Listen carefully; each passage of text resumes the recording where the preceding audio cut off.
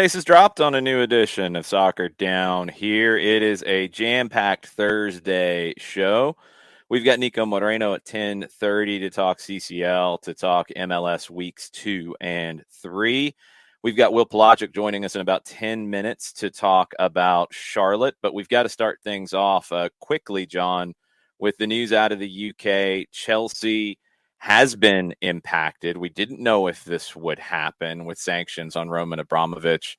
It is now official, and Chelsea has issued a statement as well. But the gist of things is that they're not going to be able to operate as normal. They're going to be able to pay the wages of all their employees, including players and coaching staff. They can pay reasonable, in quotes, cost of travel to and from fixtures.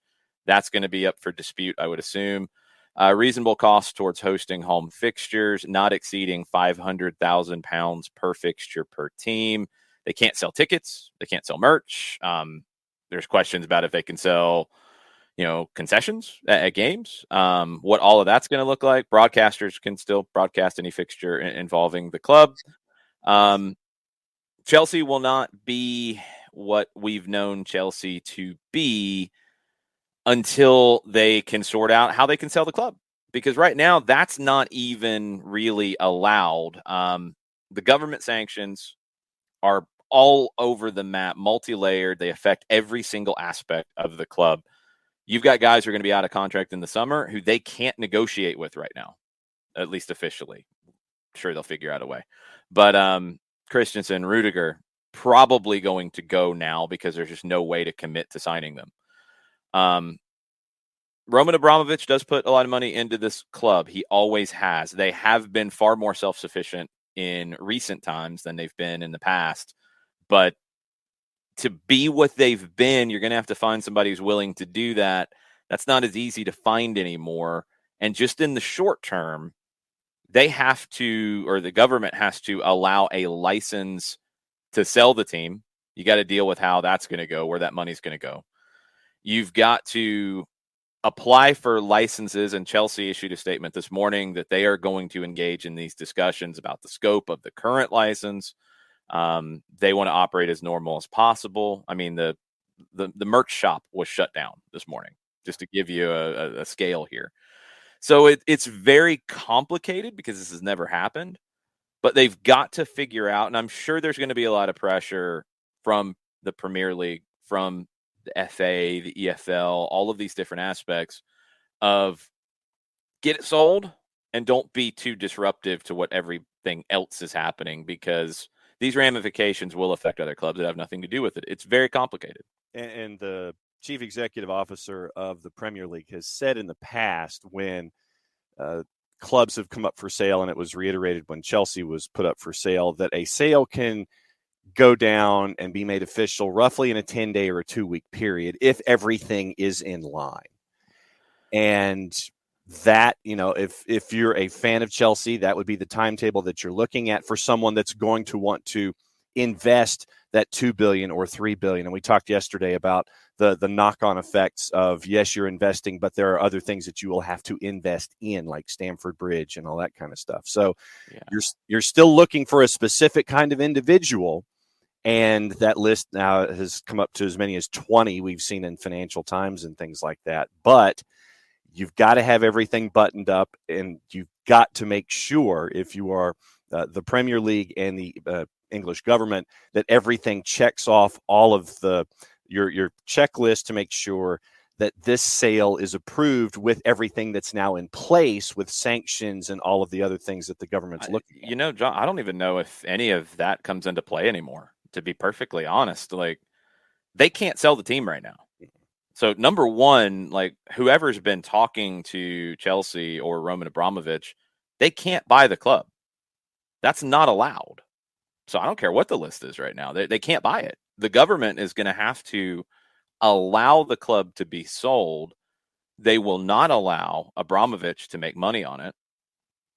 I would assume that's not going to be an easy thing to just resolve in 10 days to 2 weeks. So I think the old timelines and all that, I think honestly that's in the trash now. I don't know what happens next. And I hate it for Chelsea fans. And I've seen, I think, some people trying to take some very unfair shots at Chelsea fans that frustrates me. People who I feel like should know better. Chelsea fans didn't choose the owner. Are they supposed to not enjoy what their club has become? No, that's not fair.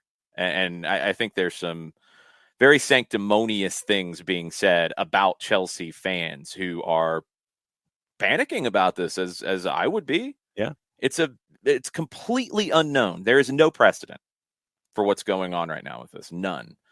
And I don't have an issue with the sanctions on the oligarchs by any stretch, but this is complicated because of the nature of the business, the nature of how it is interconnected to 19 other businesses in the Premier League, the rest of the footballing ecosystem in the UK, let alone UEFA and Champions League and all of that.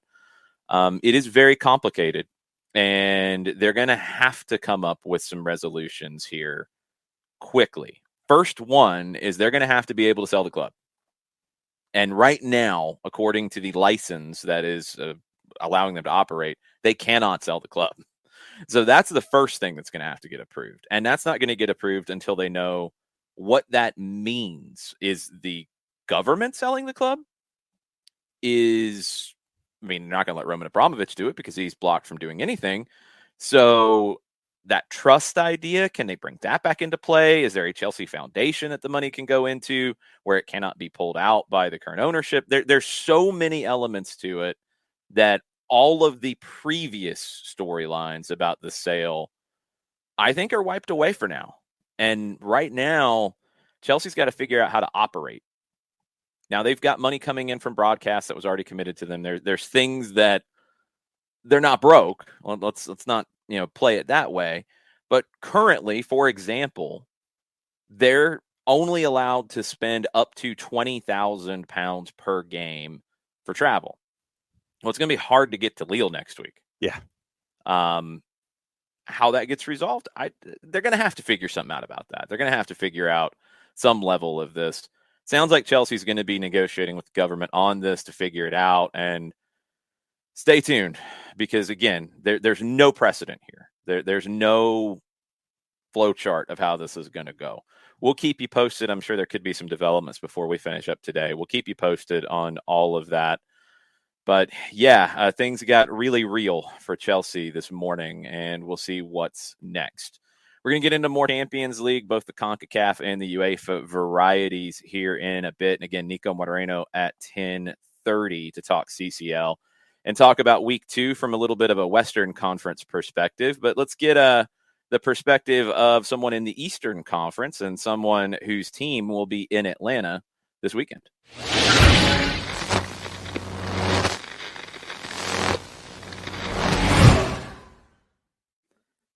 Will Palaszczuk joining us on the show. You like the intro, Will? I do like it. I also like that for as many times as I used to bring you on 92.9, the shoe's on the other foot now. So I know, it's weird. I appreciate it. It's weird. What's going on? We talked a lot yesterday on a variety of programs, which is very cool. And thanks for having us on yours and taking the time for us. I want to talk to you because we talked a lot about the game and everything. I want to talk about you and just what this has been like for you to jump into the play-by-play seat for Charlotte Radio for a brand new team. First game was on the road. Second game's at home in front of the biggest crowd in MLS history. Just what has this ride been like for you personally? Pretty crazy, Jason, just because it's something where I've always been a soccer fan. I come by it very honestly. And so being able to work in the game in this capacity is very humbling for me. And it's also when it comes with a brand new team, there is that newness to it. And I know that you guys can relate to that and obviously what you had with Atlanta. And I do feel like because of that, there's a special responsibility to reach out to the ardent fan, but also to reach out to the fan who's capturing the sport for the first time. And I feel like with our makeup of our broadcast booth, it does allow for that, because my partner, Jessica Charman, explains the game in a way that not only relates to somebody who is a dyed-in-the-wool soccer fan, but also explains it simply enough to somebody who doesn't know what they're watching and can explain it and really pinpoint why certain things are happening in a certain fashion. And it's been great for me just to kind of be around this club for the last 6 weeks and see how they build.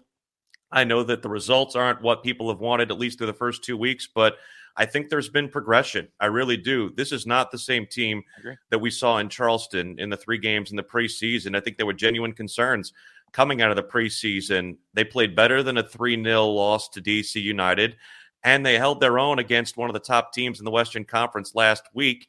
The goal that was scored was a 1 in a million type goal from Efrain Alvarez, and you got to tip your hat to that. But otherwise, defensively, they played well. They created chances, not as many as LA did.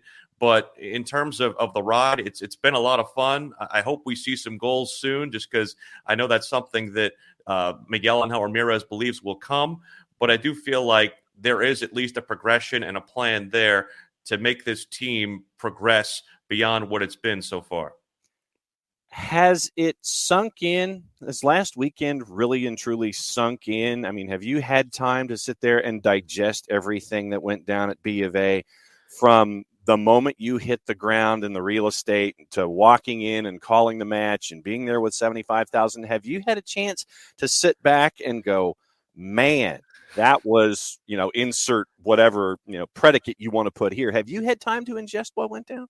It's one of the coolest things I've ever done, and that's coming from somebody who's covered a Final Four and a Super Bowl and a bunch of other things that have been great in this industry.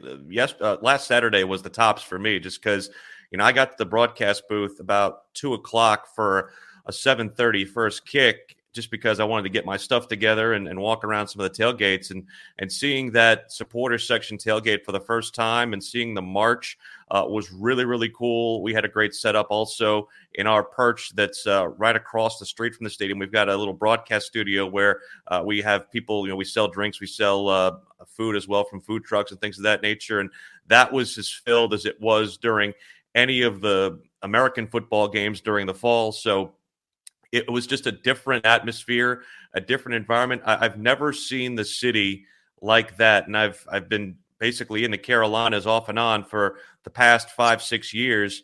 And I've never really seen this city take to something as quickly and as earnestly as they have soccer. How does that translate to the rest of the weeks of the season? I don't know, because they are going to limit the capacity to just the lower bowl for the rest of the season. If they do go to the playoffs, they will open it back up, or at least look at that. But I'm wondering how you bottle that up and you make it happen for 31,000 on a given week. But if it's anything like it was last week, or at least a fraction of that, I feel like Charlotte soccer is in a good place, at least from a fan base standpoint. And it was incredibly cool to see. From the national anthem stuff that happened before the game, that was impressive from the stands. I hate it for the young lady who was having to sing the national anthem, and they did a story on it in the Observer where basically, she could hear herself in her ear and she didn't know that her mic was out half the time. So that was a little bit of a weird thing for her, and they're going to try to bring her back, I hear. But just hearing the constant energy on the broadcast, it really brought a lot to our call. And I tell you, it like I said, it was one of the coolest things I've ever done in this broadcast field. And I've been doing this for 14, 15 years. I told Jess, going into that first game, that I felt like you guys had a little bit of an advantage over my experience with that, because my first game was at home and I was just like you, got there super early, wanted to get set up and kind of experience it a little bit, and was blown away by it. But I was also really maybe more nervous. I don't know. And just so focused on the game that I didn't soak everything in the way I would have liked to. Having that first game on the road, did it help maybe get your feet wet a little bit for the experience and maybe make it a little bit easier for the opener?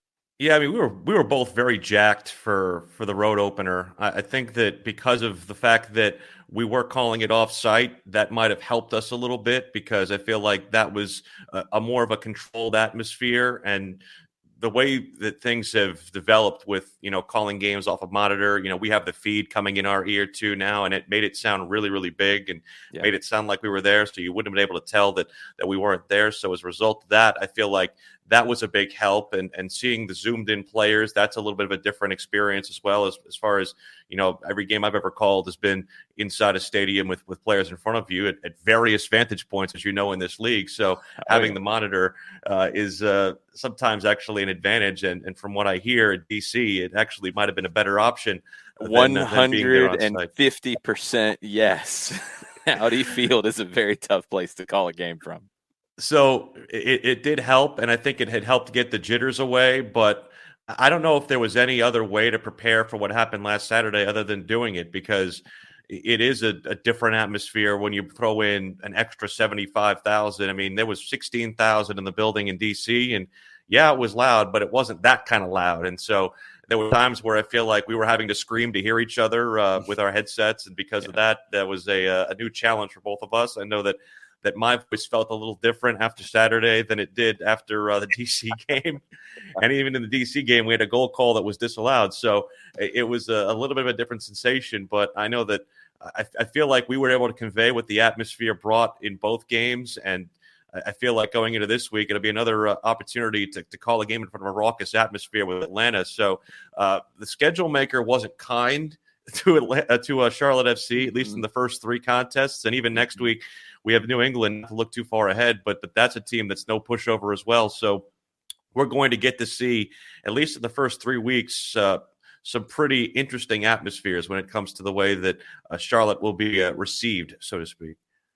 And as you're coming into the match this weekend, I know that for those that got to watch the broadcast against LA Galaxy, and full disclosure here, for the broadcasts, when I will check in on you and Jess, I'm the guy that syncs it up. If I can catch it on TV, I will sync it up to you and Jess so I can get the gauge from the local perspective. But for the Atlanta United fan who's catching Charlotte for the first time, I'm just going to go ahead and start asking questions from the very back.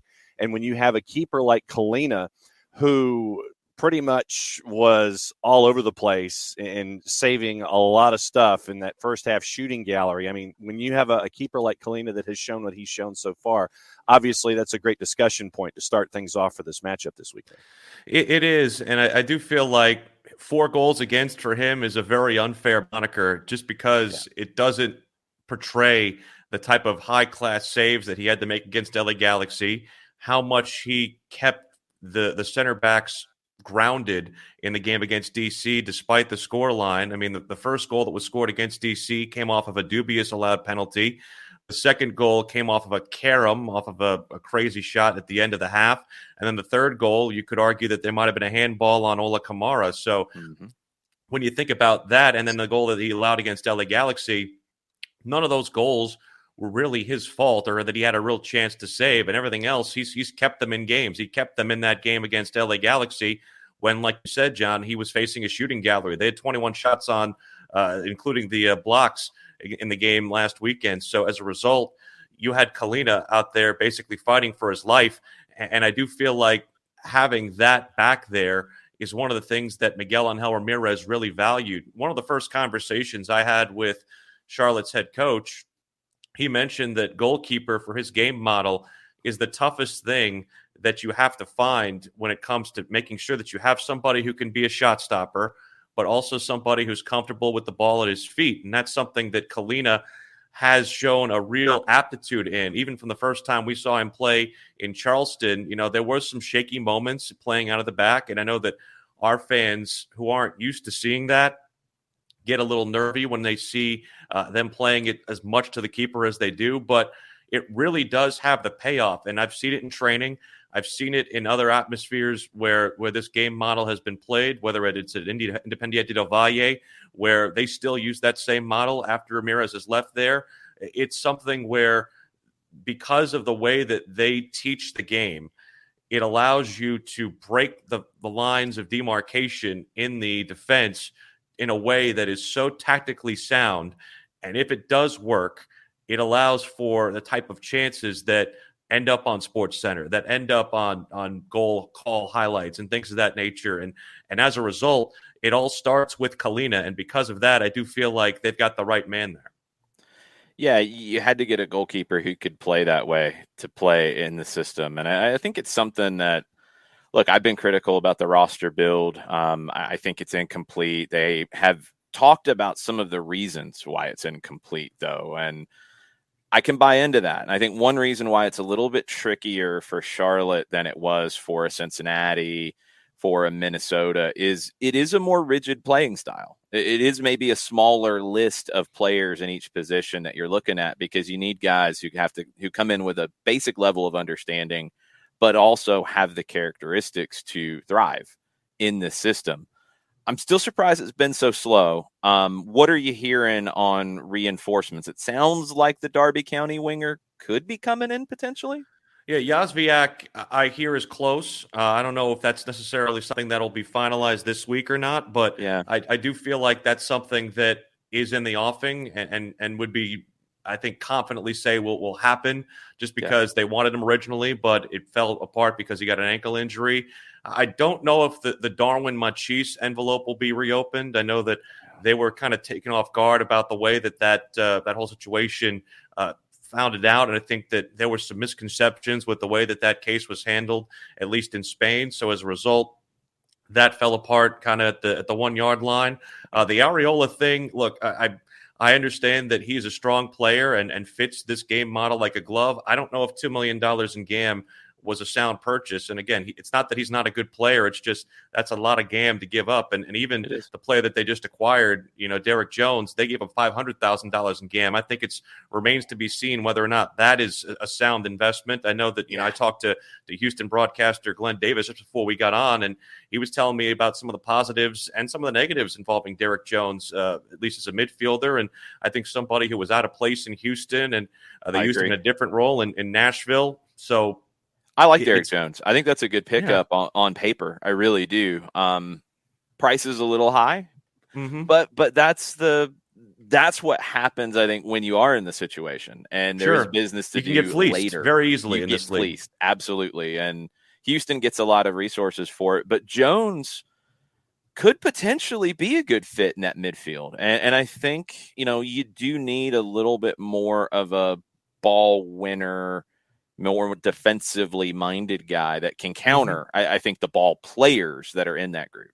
Yeah, and I do think that they're looking for maybe a different mold of player than they had initially. And I think one of the things that we've heard Miguel Angel Ramirez say in succeeding weeks is that they need more brawn. They need more toughness. They need somebody who's got nasty. And that's part of the reason why you're seeing a lot of minutes going to Brandt Bronico in the midfield and not Jordi Alcivar and Sergio Ruiz. Sergio Ruiz is the first signing they ever brought in, and he only got like 7 or 8 minutes in the last contest against LA Galaxy, and he was overmatched at times in the preseason. So they're going to more guys who have not only MLS experience, but also people who understand what the physicality is in this league. And whether Jones can bring that, I'm wondering if he can. I think also because of the fact that he brings a little bit more size, that can help them on the wing. And whether they use him as an attacking midfielder or they try to shoehorn him back into a holding spot or how they go about using him, I think it'll be very, very interesting and intriguing. I'm wondering if he's at training today. We'll be there in about an hour's time. It is going to be interesting to see how they use him, but combining Jones and Yazviak, if those two come in, I'm wondering if one more could be in the offing, especially in the summer transfer window, just because they do have one more DP spot to be able to use. And honestly, I don't mind that part of it. I don't mind the kind of matriculating type build, because the last thing you want to be saddled with is a DP who you're not getting value out of. 100%. And I do feel like the other part of it too is that so many times you spend for a DP and he's only there a season, or he's only there a season or two, and you don't get the full value back on it. So I do feel like one of the things that they're trying to do is they're trying to build this for 2-3 years down the road, not just this year. I'm not saying that this year is a complete wash or a total loss, but I do feel like they are more forward thinking with their build than I think a lot of people in the soccer world are giving them credit for. Yeah, 100%. Good point. So then let me ask you this, Will. When it comes to catalysts, whether it's winning the ball back in defense, in transition, leading toward offensive opportunities, or just straight in possession when it comes to working toward net, if things are going well for Charlotte, who is that catalyst that you're keeping an eye on in the first two matches and leading into this match against Atlanta? Well, the two guys, I feel like if they're playing well, then Charlotte's playing well, and that's Charlotte's Alan Franco and Titi Ortiz. I feel like Franco, the way that the analogy that Miguel Angel Ramirez used, he called him the cleaner, and I almost think of Darlington Nagbe in that sense. He's, I don't want to say he's a like-for-like player, but I do feel like there are a lot of similar characteristics. I think Franco maybe goes a little bit more forward than Nagbe did when he was in Atlanta, and I do feel like he can be the kind of guy who really sets up the forward play, and Ortiz is just a magician with the ball. They play him at that number 10 position right behind Karol Swiderski, and while last Saturday was the first time that they were able to actually play together on a competitive field, it was really interesting to see the two of them kind of have that link up. And there were a couple of opportunities where Swiderski had shots on frame and just they were saved by goalkeeper Jonathan Bond. But Ortiz is great, not just in the setup, but also in set pieces. He's able to bend the ball in ways that are not seen very often in this league. And he has that unique characteristic. There were a couple of times in training where they had a couple of very, side-winding type corner kicks that were on frame and ended up going in net from guys you didn't necessarily think would go in. So as a result, I think those two guys, if they're playing well and they're getting a lot of ball space and ball production, then I feel like Charlotte is at full force at that spot. We're going to get you out to training here in just a second, but I think Sunday's potentially the kickoff to something really special in our neck of the woods. I think when Nashville gets back into the Eastern Conference, it'll kick up to another notch. Is it the new Cascadia? We'll see. I think people will get in their feelings about that if we make that claim. True. But you're going to see, I think, passion, big crowds in all of these games, and a budding rivalry, whatever we want to call the thing, between those three teams that are all fairly close and I think are all really ambitious. I'm excited. And we've already heard from some Nashville people at the beginning of our sojourn together as a result of that. I know that we saw them for a closed-door friendly in Florida. And the Atlanta thing, I mean, I make no bones about it. There are a lot of Charlotte fans who basically came from Atlanta United fandom. And as a result, there is that synergy there, and people, it's very much, keep your friends close and your enemies closer type thing. So as a result, there is going to be a natural enmity between those two squads. But I do feel like this is a thing that can be a very good thing for the league and a good thing for this region. I think as an Atlanta supporter, you want to see Charlotte succeed aside from 2 dates a year, and you want to be able to see, what this group can build on in its first couple of games and see things build. I do feel 100%, guys, this is going to be a different team in July and August than it is in March and April, just because of the fact that there could be reinforcements on the way, number one, and number two, the continued aptitude and soundness of that game model. I think it's something that nobody else in this league is doing, and if they're able to harness it, they are going to be able to find ways to win games in this league with talent that, quite honestly, is not at its peers level, but can be made up for with a tactical superiority that is shown by Miguel Angel Ramirez and his game model. Yeah, I was happy when the schedule came out and I saw that the two Charlotte games were in the first, 8 to 10 weeks, because Charlotte's going to be a better team at the end than they are now, because you've got one of the best managers in the league, even beyond the talent, which will definitely get better. It's been slower than anybody would have expected, but it's going to get better. The team, whatever he has to work with, is going to be better because of the quality of your manager. So really excited to see the development up I-85, and I hope it doesn't happen too fast, because I'll take a couple of wins in these games, but we'll see what happens. I'm sure we'll be talking between now and Sunday, but Will, thanks for taking some time for us this morning. Thank you, guys. Appreciate it. We'll talk to you soon. Make sure you are following him, Willie P. Style, on social media.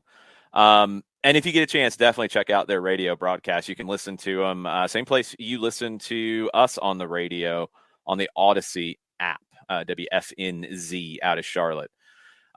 Maybe not this Sunday, but in future games where there's not a conflict, you can go for it there. We had Sean Smith, Charlotte fan, hit all of us with some potential rivalry names, and we've talked all about this. Is it the I-85 Derby? Sean suggested a couple of other things that you can have in conflicting manners between Atlanta and Charlotte. A couple we've talked about, the Bojangles versus Chick-fil-A battle, the Chicken Derby. The Power Derby, I did not know. I did not know the power situation up there with Duke Energy. I did not know Duke Energy. The Lumber Derby, I like that because we had talked about Lowe's and Home Depot before. Putting lumber to it could be interesting. Portland will get mad. They'll cry about it. But if it's a 2x4, it's different than the section of it. John, I know what it is, but do you think they'll still cry about it? Oh, I'm sure they will. Okay, just making sure. The chicken one could be really interesting. I don't know. It'll probably happen from something organic. I mean, we see so many times in these games, like something will happen in the game that will trigger it. So maybe in these first two matches over the next month or so, we will get an incident that gives us a name for this. Right now, it's a big day, and it's a big day for the game in the Southeast. I do think Charlotte will draw just fine for their lower bowl. We have the same question that we have here in Atlanta, like, just open it up all the time and see what happens. I think Atlanta United's been very intentional about making the demand stay high and finding that balance. That's why they don't open it up all the time. I think Charlotte's smart to get a gauge on the demand. I do think there's the potential to open it up for future games, and maybe that potential has raised because of what they did on opening day. Maybe one of those is Atlanta. But you could very well say the same thing that, I think Nashville learned when they had everything open for their home opener, and it was a huge Atlanta contingent on their big day. So, look, maybe Charlotte wants to limit that. I can buy into that. That's all fine. They'll find their way. I think they're going to be just fine. It's just been slower than I would have expected. Article in The Athletic yesterday. I know a lot of people have talked about that. Some fair things in there for sure. Some things that I think are maybe being twisted a little bit because this is the new conversation, and I'm glad everybody's caught up to it. If you've been listening to this show, we've talked about their roster from before the expansion draft because it has been too slow to come together. That's a fair criticism. You look at where the roster stands right now, and it's not even to quality, it's quantity in some spots of it. Same issue I have with Toronto.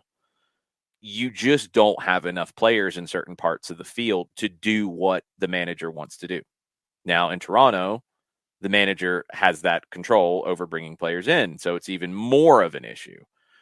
In Charlotte, it's different. And I think the points that stuck out to me in that article in The Athletic is you have a sporting director in Zorn Cornetta who just didn't have the MLS experience.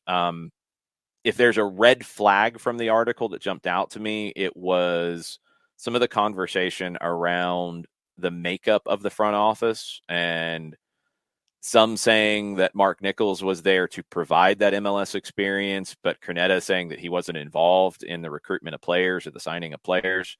So which is it? Was it? And then Nichols leaving to go to the Columbus Academy. Cornetta said that wasn't a big deal. It didn't affect anything. Timing looked horrible. That is, I don't know if anybody has the true story there. And I'd love to hear that at some point, maybe in a 30 for 30 down the road. But I do think the talk about you got to have MLS experience, you got to have MLS experience in the roster, that can be overplayed because just having it doesn't make it okay. You got to have the right players. And if I'm building a roster, I'm first getting the right players before I'm getting a level of experience in that league. My first priority is to get the right players.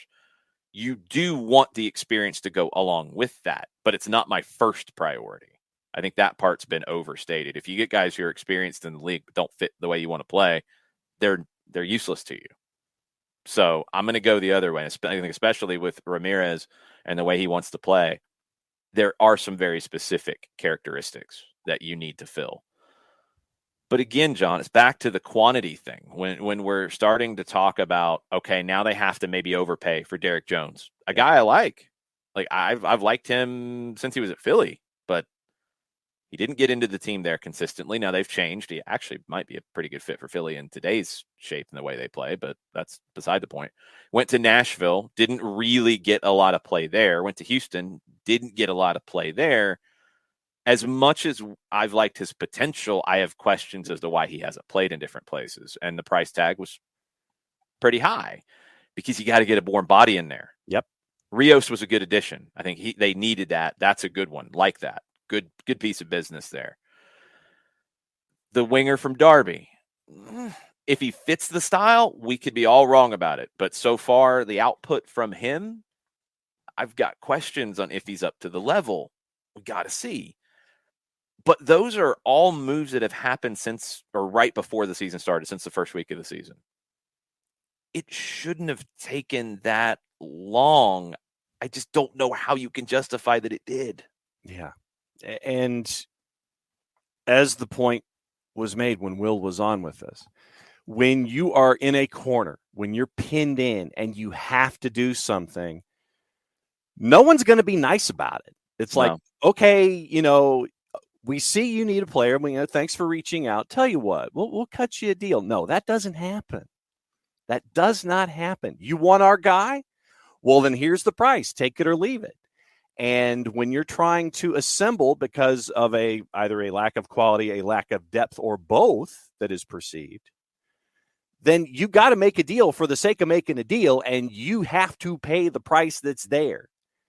If you're in the grocery store and you're looking for a specific item and it's the only item there and there are other folks streaming down the aisle thinking that they need the same thing, and there's that loaf of bread that you like, you're chasing after that loaf of wheat bread and you really want it, and other folks are screaming down the aisle wanting the same thing, then yes, you're going to have to possibly do what you have to do to make sure that those other folks don't get that item in the grocery store. And it turns out that you're going to have to overpay for it. And it won't be the first time until you're happy with what you have on the roster or, you've got everything laid out.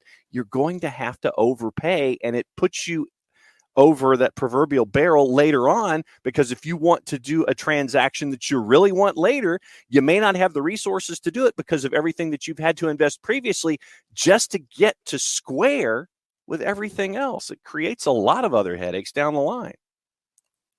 I do have to ask. Mm-hmm. I'm kind of afraid to, but I think you do this intentionally sometimes. Why did you create a scenario with a stampede for a loaf of wheat bread? I was just trying to, I'm hungry, and the grocery store was the first thing that popped into my head, is like chasing after that item that you really want. No, I get that. But who really wants that loaf of wheat bread to the point that there's a stampede? Folks that want to eat healthy. Okay. We're going to move on. I got nothing. Okay. Well, I do have a follow-up question for you. Okay.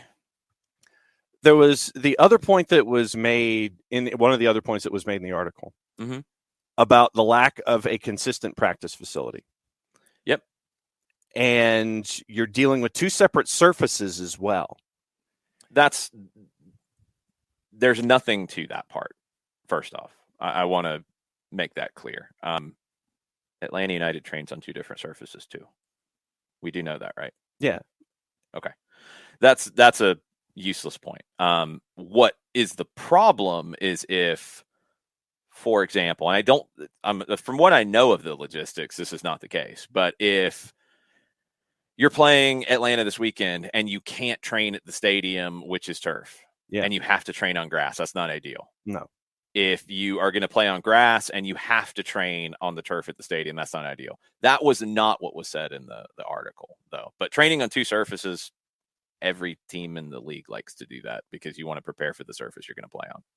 And that was the that's not the issue. It's the issue that you don't have your own place. Right. And that was what it was, a two-pronged thought. But yeah, the fact that you don't have your own place and there's no consistency there for me was first and foremost one of the other flags that I had with this whole operation.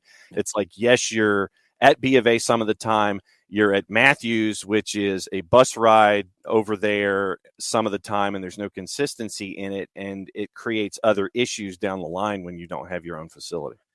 Yeah, no, that's the issue. That's the issue. It's not about the two surfaces. Let's eliminate that element to it. That's part of the issue, I think, when you see some articles that maybe there's plenty of material here to work with to ask questions about Charlotte's build.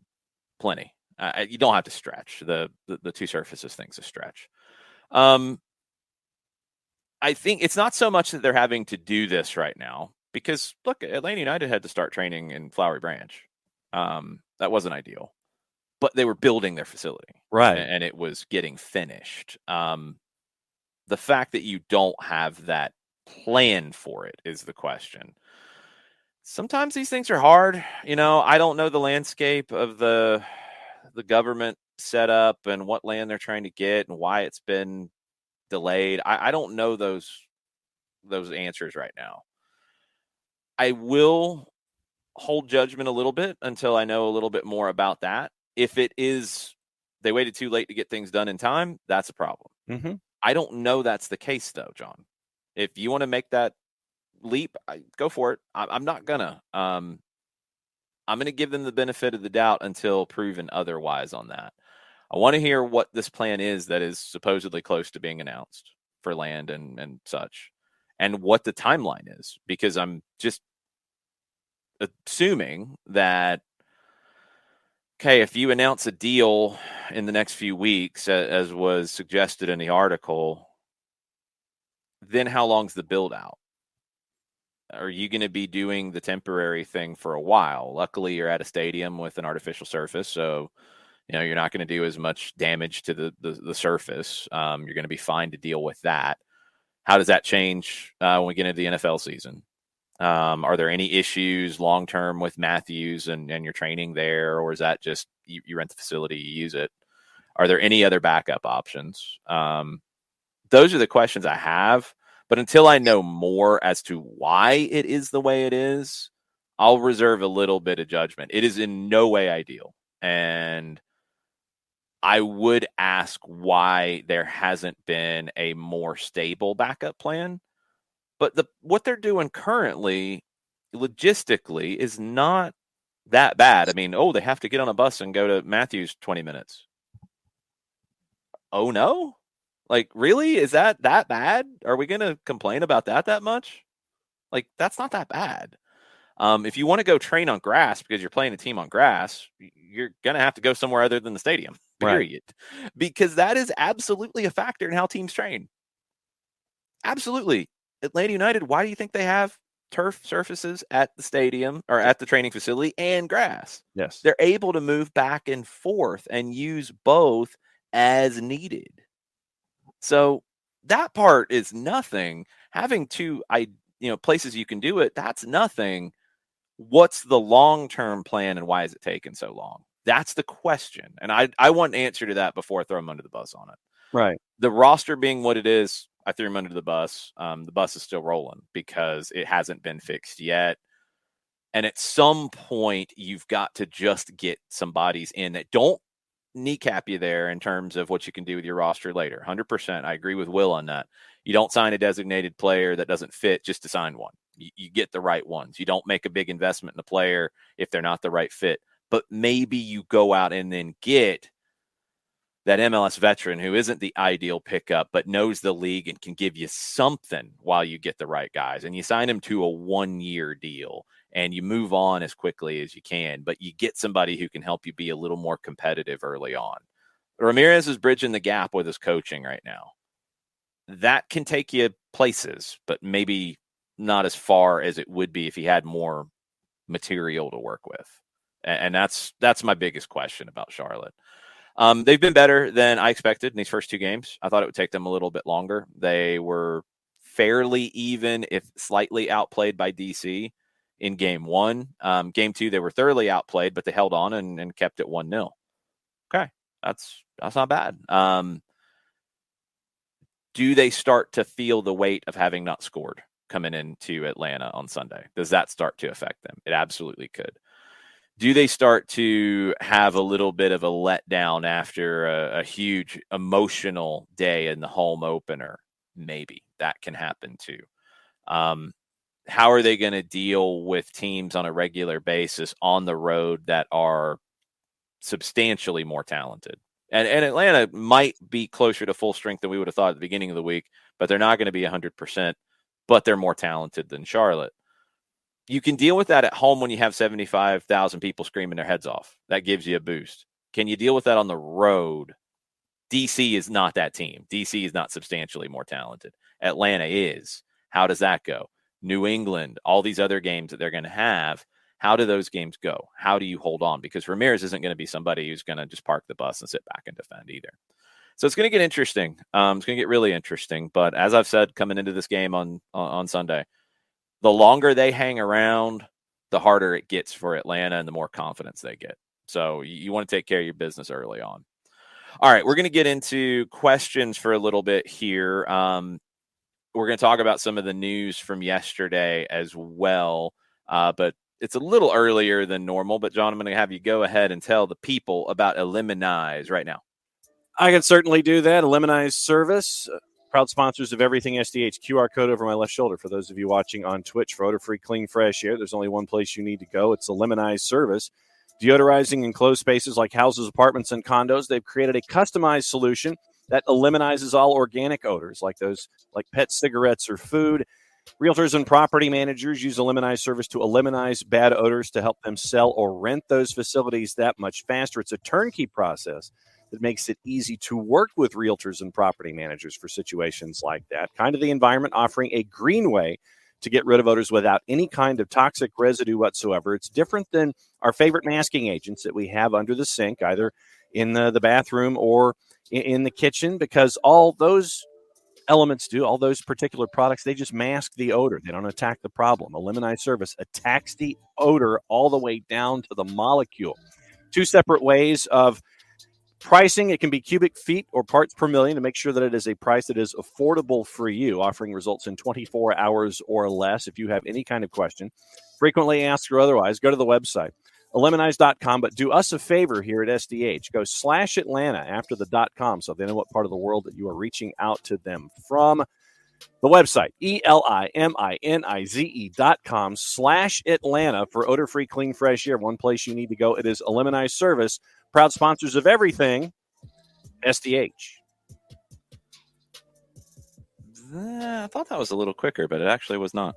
Well, I was stumbling on a couple of sentences, so I would anticipate it's a little longer than normal. That's where it was. You can watch John do that live tonight, along with plenty of other things going on. Looks like the weather is going to hold out for us as well. We are at Dry County Brewing tonight in Kennesaw. Show will start at 6:30. We'll be there a little bit early. We'll hang out for a little while afterwards as well. American Football Provisions will be there. The Slutty Vegan food truck will be there, and we'll probably have a huge crowd around that truck all night long. Apotheos FC, the new NPSL team in our region, is going to be there as well. Their schedule dropped yesterday. We'll have a little bit of an NPSL preview show with the local teams in that region coming up before the season starts the first weekend in May. But you'll get a chance to hear from Apotheos tonight. That's at 6:30 tonight, Dry County Brewing. If you can't make it out, and we hope that you can, if you cannot, we will see you on Twitch, twitch.tv/soccer down here.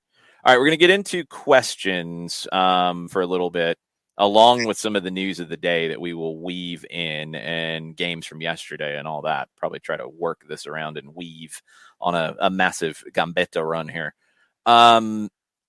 Bart had a question or a comment, and I don't have the exact phrasing, Bart, so if you're still with us, fix it for me in the chat. But when I brought up the conversation about the full stadium being open, Bart said, do you know why some people want it open or why we want it open? I don't remember the phrasing again. I brought it up just because I've had people ask me that many times over the time that Atlanta United's been functioning, that why don't they just open the whole stadium all the time?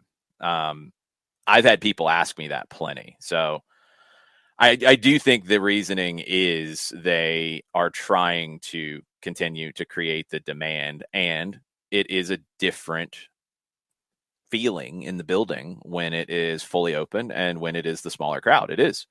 A lot of that's down to the season ticket holders make up the smaller crowd almost in total. And you have a little more of the, I guess, long-term connection. Like the vibe is a little bit different. When it's loud, it's just a different kind of loud. I don't know. It's hard to explain. I'll be curious to see, Bart, if you had a reason for that, or if there's more to the story than I know. I just brought it up because people have asked.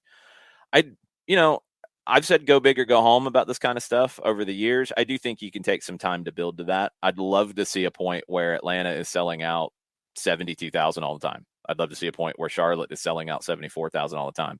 Probably mean that they're very good teams, because people aren't going to come for that if a team's not winning on a regular basis. So as we see with anything, you look at a big college football team that draws 80 or 90,000 a lot. Well, when the team stinks, are the seats full? No, people find other things to do. That is correct.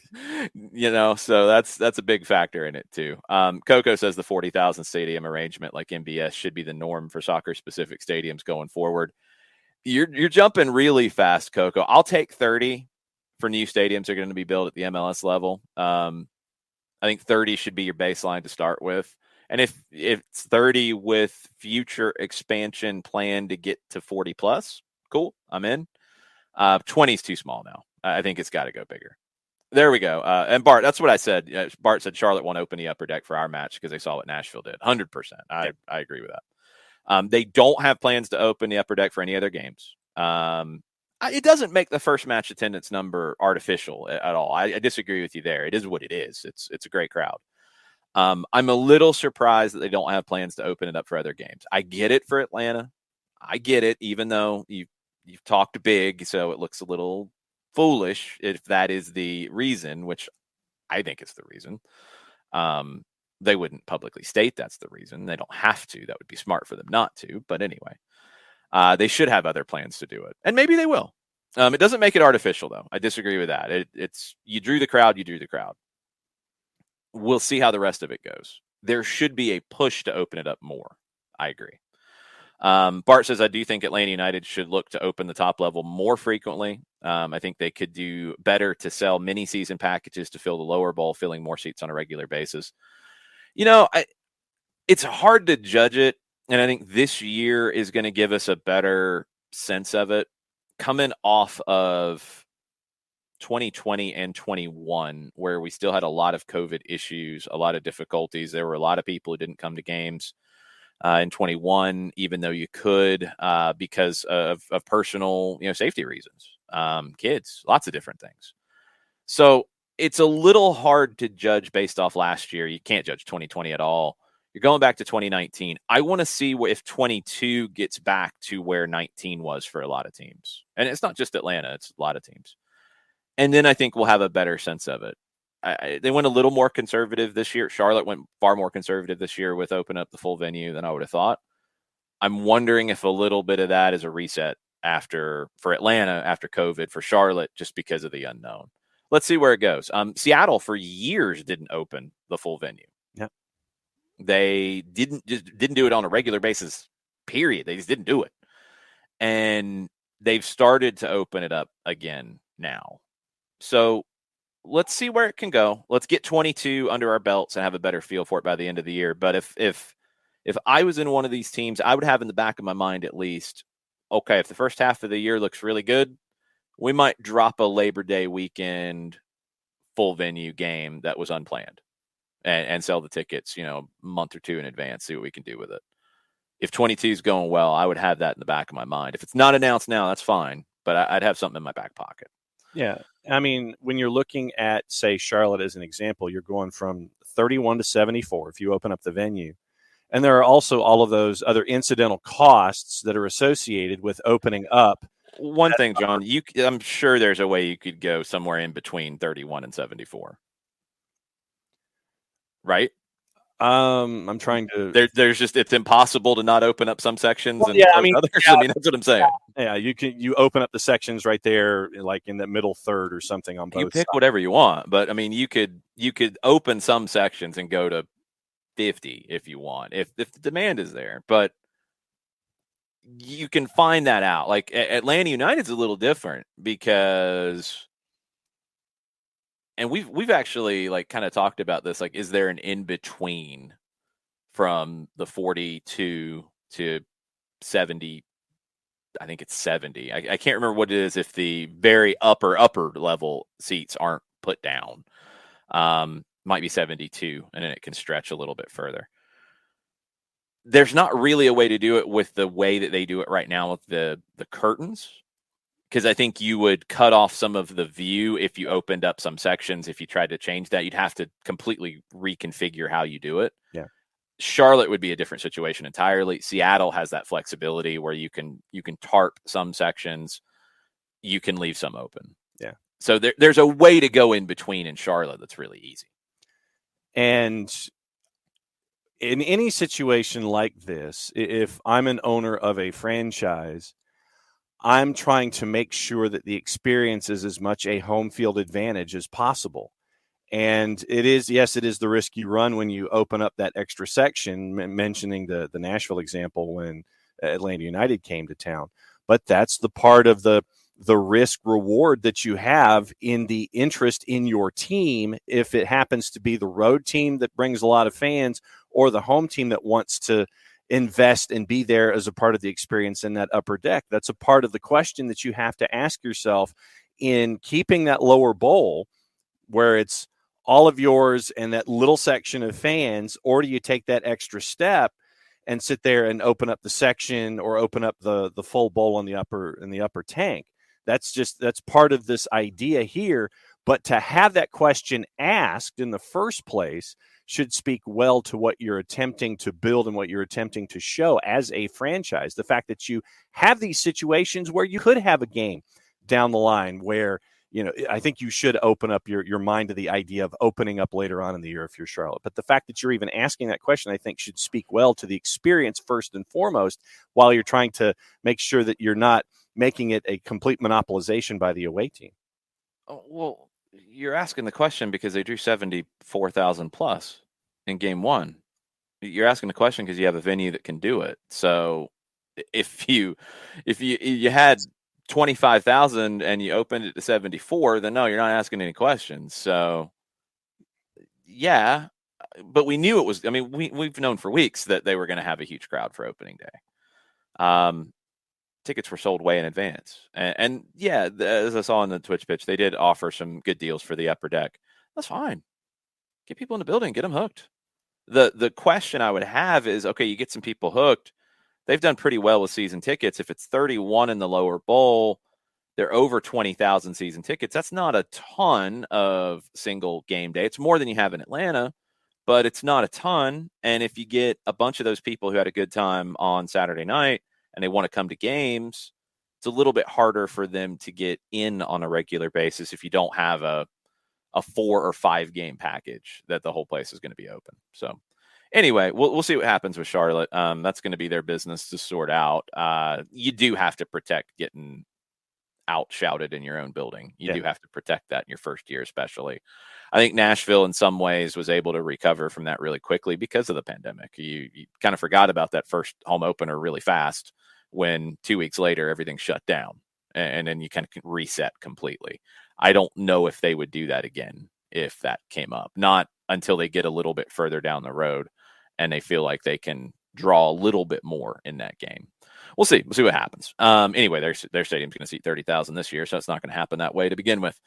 CCL last night. We're going to get deeper into this with Niko Moreno coming up here in about 25 minutes or so. But a good night for MLS again in the early game, and not a bad night in the second game. 1-0 loss for Montreal down at the Estadio Azteca. 19-1 on the shots from Cruz Azul, but they were only able to get 1 goal out of it. Montreal gets the second leg at the Big O next week. They overturned a 1-0 deficit in the round of 16. Can they do it again in the quarterfinals? Possibly. They've got to play better than they have since they did that, which they haven't looked great. They got to turn it back up against Cruz Azul. We'll see if they can do that in the second leg. First leg, New England and Pumas at Foxborough, yellow ball, snowball game. And it was a little sloppy at times because of the conditions. But the Revs got a big win. Adam Buxa with 2 goals. That one in stoppage time late is huge. I've felt like a 2-goal cushion is good enough going down to Mexico for these teams. They can make it 3. You're in good shape. You're in very good shape. And if you don't take care of business in the second leg, you have failed, and there is no way around it. Good performance from the Revs. Carlos Heels, a magician, great player. I do think the Sebastian Lletget pickup is going to be a really good fit for them. I think he fits with the way that they want to play and the way that they were starting to play at the end of last season. And the longer you can keep the Buxa Bow combination up top, the tougher they're going to be. They are a contender to win this thing. Seattle is a contender to win this thing. They got to get healthy. The NYC is a contender to win this thing. Montreal's a contender to get to the next round. We'll see if they can pull it off. If you have 3 MLS teams in the semifinals, people are going to lose their minds.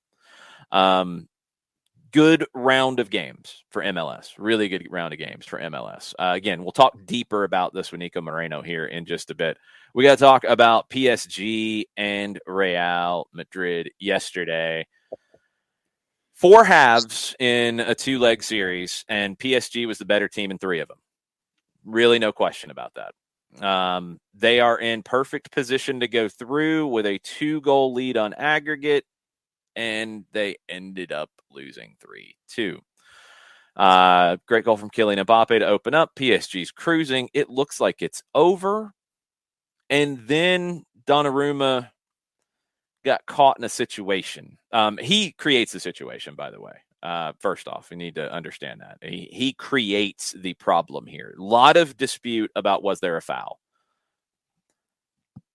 I can hear the arguments on both sides, and they're honestly valid. If that is called, I'm not shocked. If it's not called, I'm not shocked. It's a 50-50 judgment call from the referee. It is not black and white. Don't let anybody tell you otherwise. Some refs are going to make that call. Some refs aren't. I think the way this game was called, it fits the way the game was being called. The ref was allowing those kinds of challenges.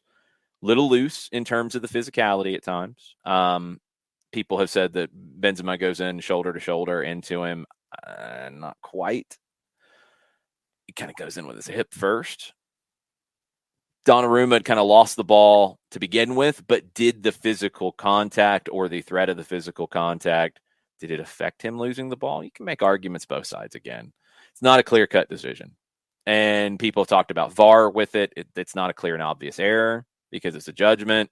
You could have looked at it because it's in the build-up to a goal. I'm fine with them not calling it. But again, if they had called it, I'm honestly fine with that too. I'm not freaking out either way. It's a 50-50 call, but Donnarumma puts himself into the bad spot. And then it all goes downhill from there. And all the ghosts come out and terrify PSG, and Karim Benzema says, "Oh, that Mbappe guy, you like him, huh? Florentino Perez? Oh, you like him? Yeah, let me show you what you got already." And Benzema has been one of the most underrated players in the world for a while. He showed you again last night why he is a monster. Luka Modric, also a absolute monster. Love the stuff Thierry Henry was bringing on the post game yesterday. Multiple segments with him that I just really enjoyed, and I enjoyed him making everybody stop and appreciate Luka Modric for the ball on one of Benzema's goals. The ball to start the break, and then the ball into Benzema to give him the opportunity to go to goal. Slight deflection, but both of those passes are just from Luka Modric. And if you haven't seen the video of Luka going nuts afterwards in the locker room, please watch that. It was highly entertaining. Just an incredible performance from a team that has been there and done that.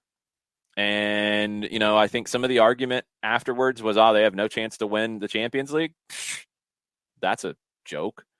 They have every chance to win the Champions League because you have 2 guys, and just 2 that we're going to talk about for a second that I just mentioned, Modric and Benzema, who are not afraid of anything and can win anything you put in front of them. Are they the favorites to win it? No. But can they win the Champions League? Yes. Yeah, when you do what you did in this series, yeah, you can. What's next for PSG? I have no idea. I see no way that Pochettino is there next year. Mm-hmm. Probably no way he's going to be there anyway. That is what it is. What direction do they go? Who knows? Messi was anonymous in this. He doesn't suit this team. He can't make it fit with what they're trying to do. I don't think that's all on Pochettino. I don't know how you do it, to be honest, with the players you have and how you find a way to make everything fit. It's not working. Not in these kinds of games. It's working pretty well. Don't get me wrong. It's not like they're stinking up the joint and dropping games that they shouldn't be on a consistent basis. They've had some slip-ups. They got beat by a good team here. It's not some catastrophic upset. The shock is where they were in it and let it get away from them. That's an important distinction. Pochettino hasn't done a bad job with PSG, but I don't think he's the right guy. I don't think he's happy. I don't know if anybody's the right guy, to be perfectly honest. I don't think there's a right guy for that team because I don't think they have all the things we've talked about so far today with Ramirez and the way he wants to play in Charlotte.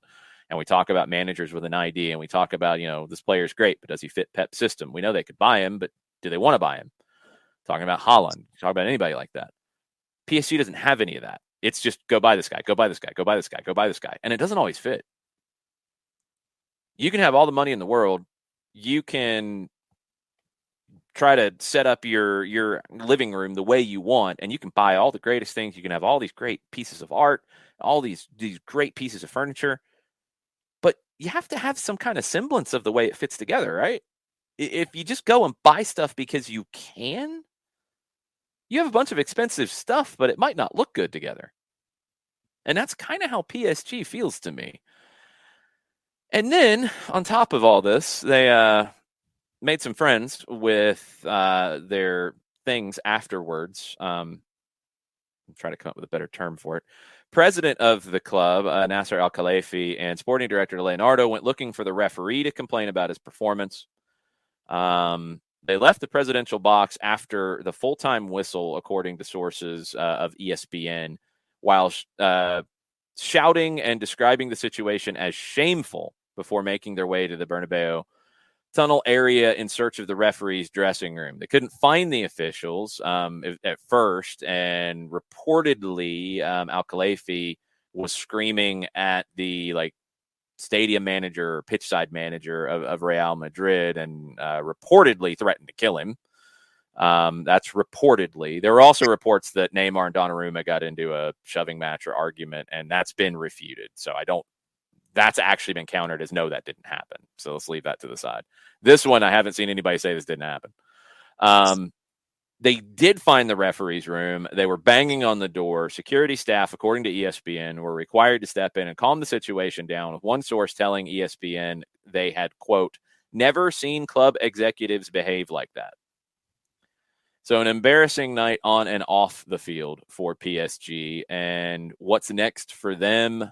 I don't really know what's next for Kylian Mbappe. I don't really know because he wants to go to Madrid. They want to get Haaland first. They've got Karim Benzema. Okay, now do they want to get Mbappe first and leave Haaland, which is one thing that had been floated around. Okay, is Mbappe going to take a crazy amount of money to stay at PSG because they're going to put it in front of him? Does he want to take that? I did laugh a lot at the post-game show on Paramount Plus where the two Premier League veterans in Jamie Carragher and Micah Richards were both like, oh, why isn't he coming to the Premier League? Come on, he should go to the Premier League.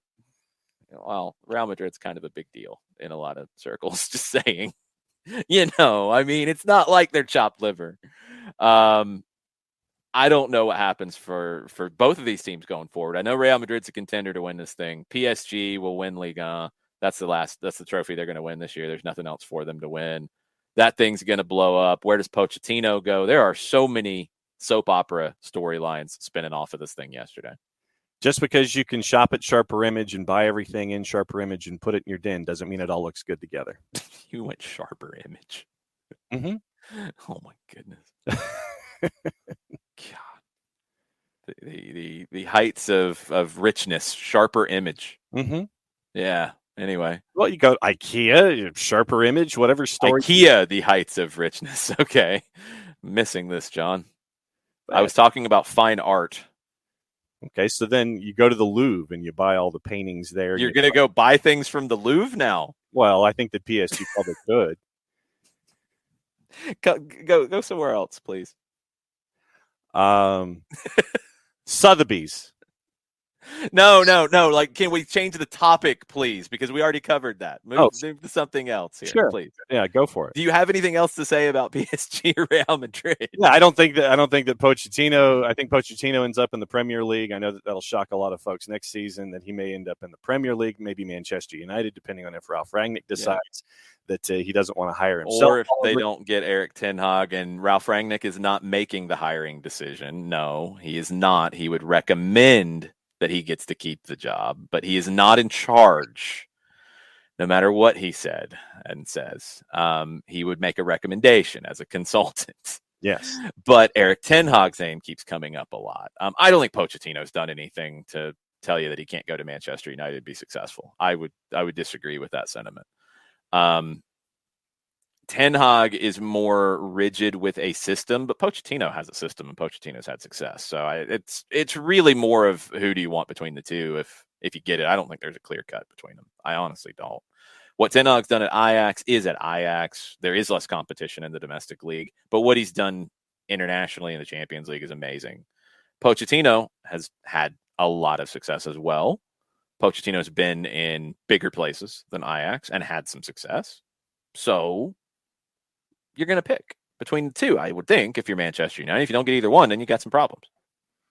And then where Real Madrid's concerned, I think that one of the scenarios was hopefully waiting a year on Haaland, and then when Benzema's contract is out, then you could bring in Mbappe comes in first, then you wait another year, then you bring Haaland in to be a part of Real Madrid once Benzema's contract. I don't think that's going to happen. I don't think they're going to be able to wait to get Haaland, and I wonder if it flips because Haaland's going to have demand now, and if Real Madrid wants him, I think they're going to have to get him now. Does Mbappe stay at PSG on a crazy fat deal for now and then go to Madrid later? Mbappe is going to play for Real Madrid at some point in the near future. There's no way around it. And Thierry Henry was dead on, as Ricky Ricardo mentioned it in the chat, and he's right. Yes, Premier League, whoopity-doo, we know. But when you are a player who grows up idolizing a massive club and said massive club wants to bring you in, that's going to mean a lot. Mm-hmm. And again, it's not a small club that you grew up in that town and they put a good offer in front of you, but you're a bigger player than that. This is Real frickin' Madrid. I'm sorry. Like the idea that he should go to City or Liverpool because it's the Premier League. It's Real Madrid. Yes.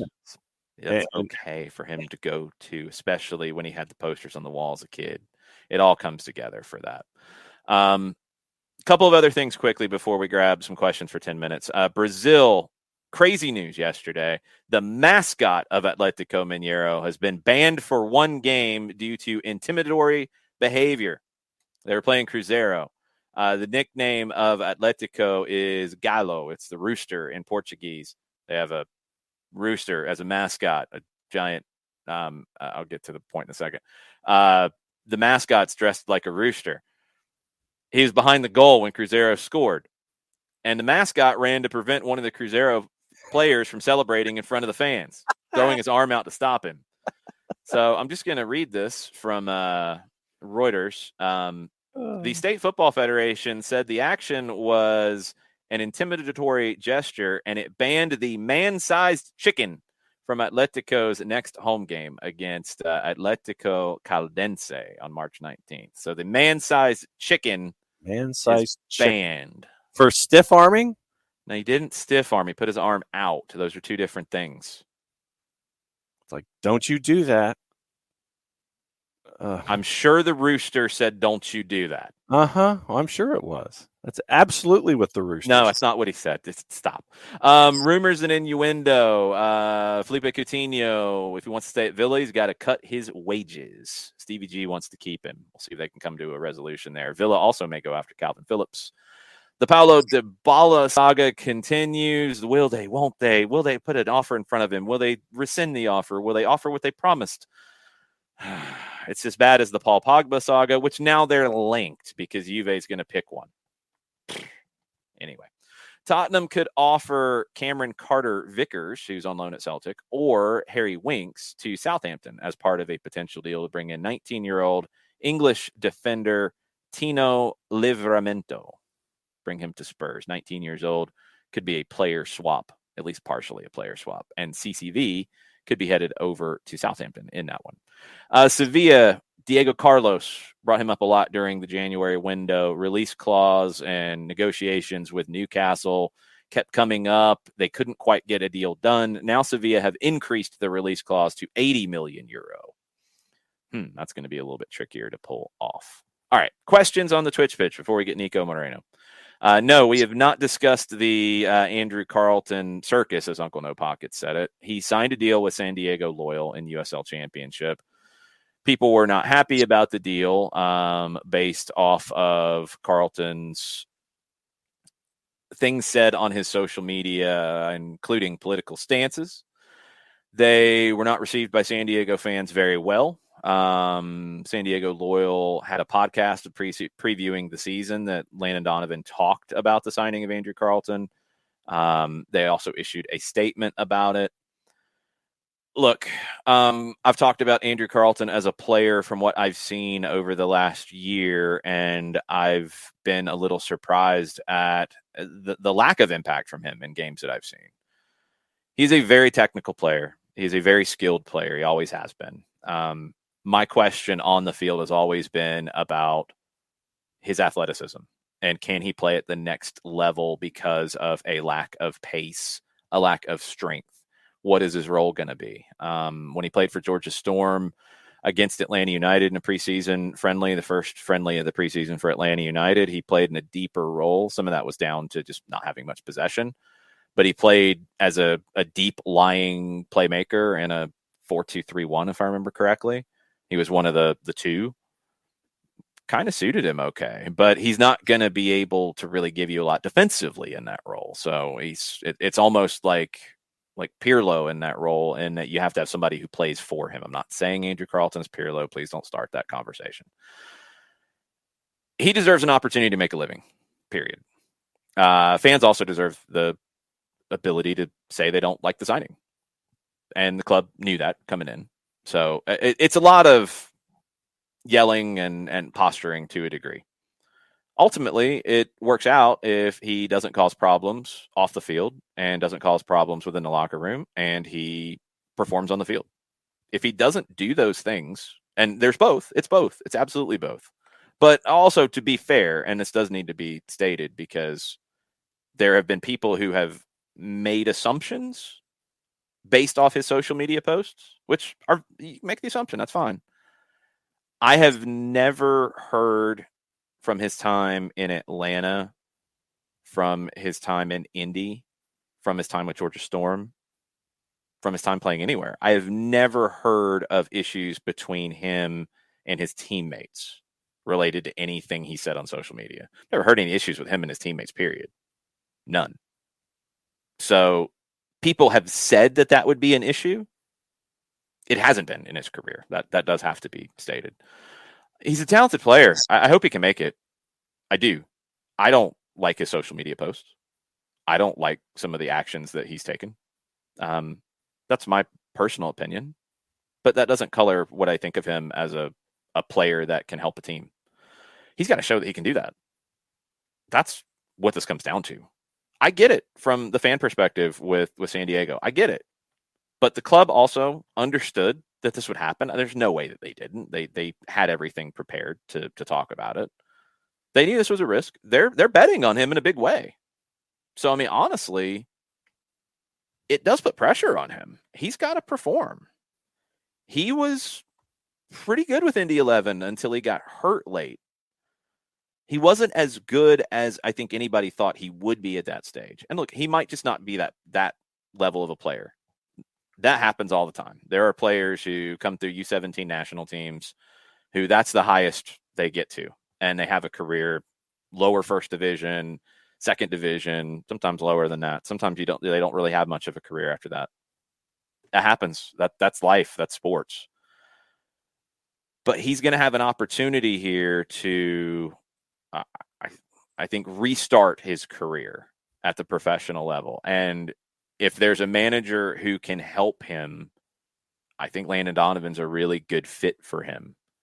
But ultimately, he's got to take advantage of what's being given to him. And he's got to take advantage of the talent that he has cultivated, but he also had when he was born. He has a gift. He's got a technical ability that, look, frankly, a lot of players don't. But he has to understand that with that comes a responsibility. And San Diego's putting on some responsibility on him, and we'll see how he does. I don't want him to go and fail. I don't want him to not be able to make a living in the game, but he's got to put in the work, again, on and off the field to fit. So we'll see. We'll see what happens with him. But I guess that's the circus. It's a risk from San Diego. It's a risk because, I'm sure it's not a cheap move, and because you're going to get some blowback. So it's a risk. We'll see if it goes.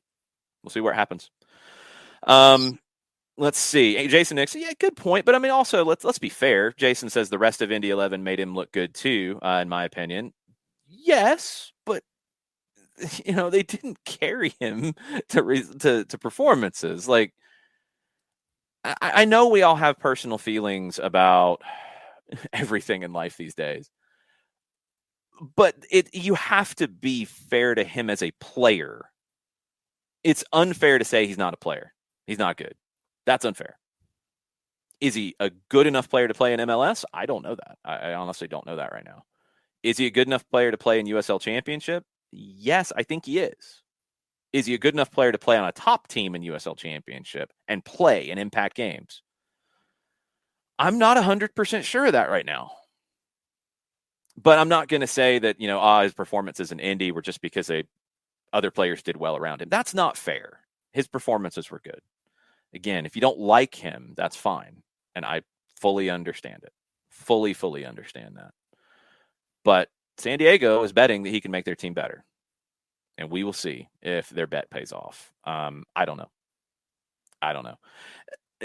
Burns says his ceiling is third division soccer. I don't know. The game is different now, but you see players that are not the most athletic that find a way to play. There are. It's always, and I've said this about different players in different situations. It comes up with this kind of situation, a guy who's very technical, but isn't the most athletic the most. But I said it over and over again about Kwajo Poku. Kwajo Poku was a player that everybody was salivating about for a long time. He had great performances with Georgia Revolution back in the day. He got a contract with the Atlanta Silverbacks. He had some good moments with the Silverbacks. He went to NYC, couldn't get on the field consistently. Everybody wanted to see him more, but coaches did not put him in positions to play a whole lot. And then he's bounced around ever since. But it's like, Poku, he's great, he's amazing. I can tell you again, I think the statute of limitations has ended, that talking to coaches with the Silverbacks, Poku was the kind of player that because of, and in his case, it was tactical limitations. It wasn't athleticism. You had to build the team around him. You couldn't give him a task and expect him to be disciplined to play a position. You had to basically make a free role for him and build the team around him. Is he good enough to do that? No, he's not. Why he didn't get on the field for Jason Christ at NYC and then later for Patrick Vieira, that's why. You have to sacrifice too much to get the best out of him. And that's the question with Andrew Carlton in a different way. If you're going to play him as a 10, you've got to, and that's where I think you could protect him the most as a team to get the best out of him and protect his deficiencies. He's got to be elite. Is he elite at the first division level in that role? I don't think he is. Is he elite at the second division level in that role? Maybe. Is he elite with a lower tier team in the second division? Possibly, but most of those lower tier teams don't play a style that would suit that. So that's where you're having to get into. He is a bit of a throwback player in that, yeah, back in the day, he could be that number 10 that sits behind a forward, sits behind two forwards, strings passes together, has a couple of wonderful plays. People do the running for him, and it all works. It's harder to find those players in today's game, but you do. But man, they got to be elite at their level. And I just don't know where that is for him right now. This is a huge opportunity, and we'll see if he can live up to it. But I will say again, if there is a manager who I think can help him right now, I think Landon Donovan could be that person. I really do. We will see. And as we talked about with, conversations come up about Colin Martin and being in San Diego. When we had Jay Heaps on, Jay Heaps gave us a ton of insight about when they signed Junior Flemings. And if you remember the Junior Flemings, Colin Martin situation where Flemings was suspended for a long period of time and San Diego walked off the field in that game, Colin Martin was the one who said, sign Junior Flemings to Birmingham, because they called and wanted to make sure that this wasn't going to be an issue with him. They're like, sign him. Colin was like, sign him. Colin will he's not going to stand in the way of this because it's happened, but sure, you had buy-in from people to get this done. I don't think the club just went out on a flyer and did it. So now let's see what happens. But again, it is a huge opportunity for Andrew Carleton. It's a risk for San Diego, and we'll see where it goes. He's a local kid. He's a talented kid. I hope he does well, but he's got to show something that maybe he hasn't consistently in a little while, and we'll see if he can do it. All right. We got a lot of stuff to get into with our next guest. We got MLS from week 2 and 3, looking ahead to 3, looking back at 2. We got CCL. We have the Partidazo from Christian Roldan that we got to talk about. And I'm sure that's going to upset some folks. But we will get into all of that with our friend right now.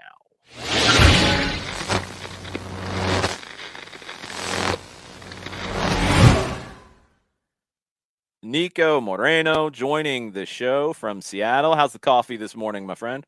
It's good. Second cup today. Ready to go. There we go. It's been so busy this morning, I didn't even really get to get into what I wanted to talk to you about. So we're going to talk about everything. How about that? Hey, that sounds great, man. Lots to talk about. A lot of storylines across MLS, but primarily that success by MLS teams that was just kind of brought down a little bit by Montreal yesterday. But you know what? It looks good. I'm excited. I kind of threw myself out there by guaranteeing an MLS team to win it this year, and it's looking good. Everybody's doing their homework so far. I think the biggest thing that I have felt from watching these games, and it's a different feeling. So you got a 3-1 with NYC over Comunicaciones, a 3-0 from Seattle, a 3-0 from New England, 1-0 loss on the road for Montreal, not bad. It feels like these MLS teams this year are rising to the occasion, not so much from just having better players and having quality, but handling the moment, getting that third goal. And I think that's big for Seattle and New England. Getting that third goal late. They didn't just settle for a 2-goal lead. They didn't just ride that game out. They knew a third goal could be the kill shot, and they went and got it. I didn't see that killer instinct from MLS teams in this competition in the past. Yeah, they knew the third goal was not just a kill shot, but it was necessary, right? I mean, some might even say that 3 is just enough to put him down, that it's not really a kill shot. Brian Smetzer certainly took it like that. You know, he understands that going back to Leon and a team that is well coached, that has a lot of offensive power, can come at you in 45 minutes and really turn things around. So I think the third goal for all these teams was necessary. What I am seeing, though, is, you know, we talked a bit about some of the problems that this Liga MX teams were having, right? And that's one of the reasons why we kind of thought that this was the year for MLS, right? Yeah. Santos was having issues, and Cruz Azul was having their own problems. Pumas wasn't looking great. Leon was struggling. Just now, they've kind of brought it back, and they're in fourth place. So, with all that said, I think that MLS teams have been able, as you just said, to execute, right? Sometimes you can have the tools, you can start a good game, you can plan it out, but executing is the hardest thing. And I think that's what we've seen out of every single one of these teams. Let's start with Seattle. A simply fantastic defensive effort from everybody on that field, starting with a legend and someone who, was just a sub as Freddie Montero, pressuring the build out of Leon, just physical play, chirping at the ref's ear all game long. I mean, that's CONCACAF, baby. That's what you got to do. That's all part of it. In the midfield, Obed Vargas and Joe Paulo just completely taking Luis Montes out of the game, knowing that he's the one that makes that team run. He comes off completely frustrated in the second half. Their ability to really allow the fullbacks to come over to their own third, but be very ineffective, not allowing him to get crosses at the end line, not allowing him to really centralize their game where they wanted. They couldn't find their nine. I mean, it was just so many things that they did correctly. It was a mid-block, knowing that they wanted to get over the last line of defenders, so they were never really able to put it over the top of the center backs. It was just well scouted, well executed. And then, of course, Christian Roldan, you just said it, man. The guy is an absolute dynamo out there. I mean, he's just so good at everything he does. He's got the heart. He's got the smarts. I mean, that PK that he gets, that's all IQ. I mean, his effort is getting to the ball and just slowing the pace, knowing that that defender is going to come in desperate and is going to take you out. That just starts to build everything. And then his ability to just move in different areas of the field and overlap and putting perfect balls into the middle of the 18. So you give your attackers a chance, right? Jordan Morris had a lot of chances, and I thought it was pretty funny that in the press conference he said, I just told Christian to give me one more chance, and he puts it away, right? So that was Christian all game long, just the epicenter of all the attacks for Seattle. It was just a masterful game for Sounders in general. So let me go to this third goal that was on the board.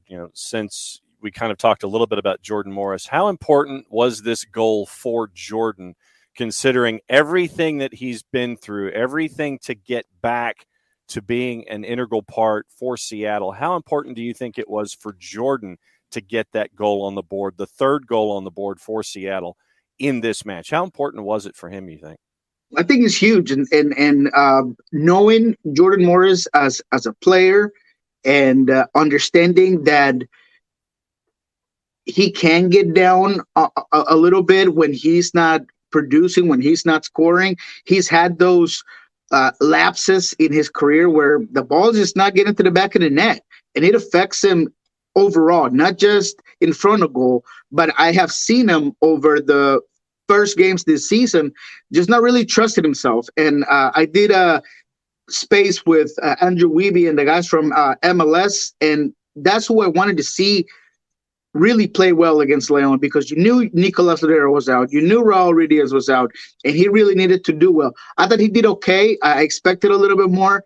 The team in general did great, but that goal might just open up the gates for him. That goal might just give him the confidence to now be more defiant, to just be more of that Jordan Morris that we've seen in the past that can put up, 12, 15 goals this season. So it was a big one for sure. So really good week for MLS with Liga MX and CONCACAF Champions League. Interesting week last week in MLS. As good as, let's stay with Seattle since you're the expert there right now. They have, had to balance the two. And you've got two masterful home performances in CCL play. They struggled in league. Is it just one of those situations where you're balancing the two competitions and your priority right now is CCL, And there's plenty of time to make up these results later on in the league and get into the playoff picture that you want to get into.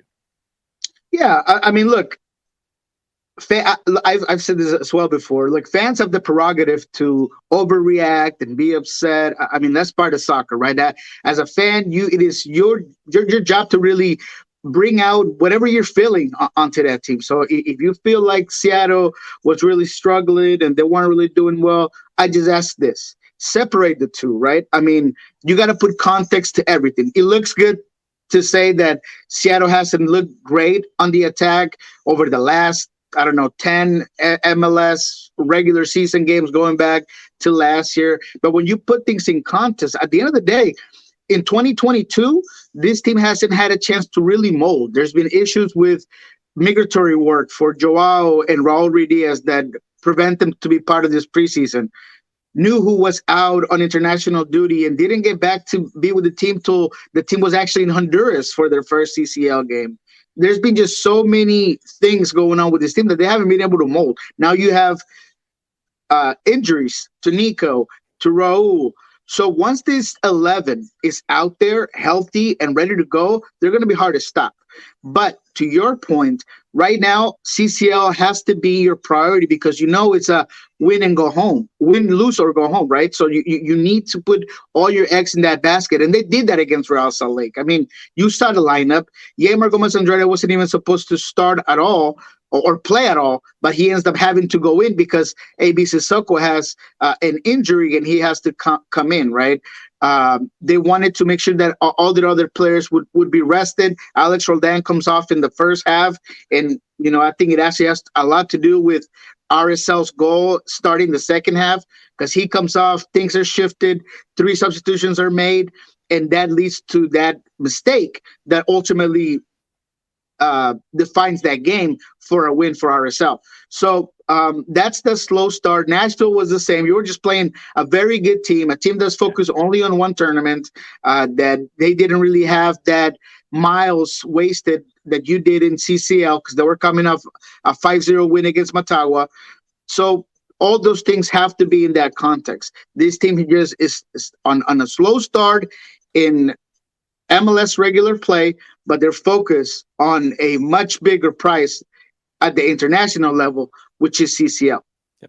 Yeah, well, and you're seeing that also with NYC. NYC having problems scoring in league, but then they, take care of business in Hartford against Comunicaciones with their goals on the board. Same with New England. New England not doing well offensively in league so far, but then they put up the numbers they need to, especially last night in the snow up in Foxborough. So you have teams now in Major League Soccer who seem to be locked into the task at hand when it comes to CCL because in theory, in the next round on the left-hand side of your bracket, it could be, if things continue to follow suit, it could be Seattle and NYCFC on the left-hand side of the bracket in a semifinal to get to a final to possibly get to a World Cup. You're seeing these Major League Soccer clubs focusing on tournament instead of league, and they'll just catch up later.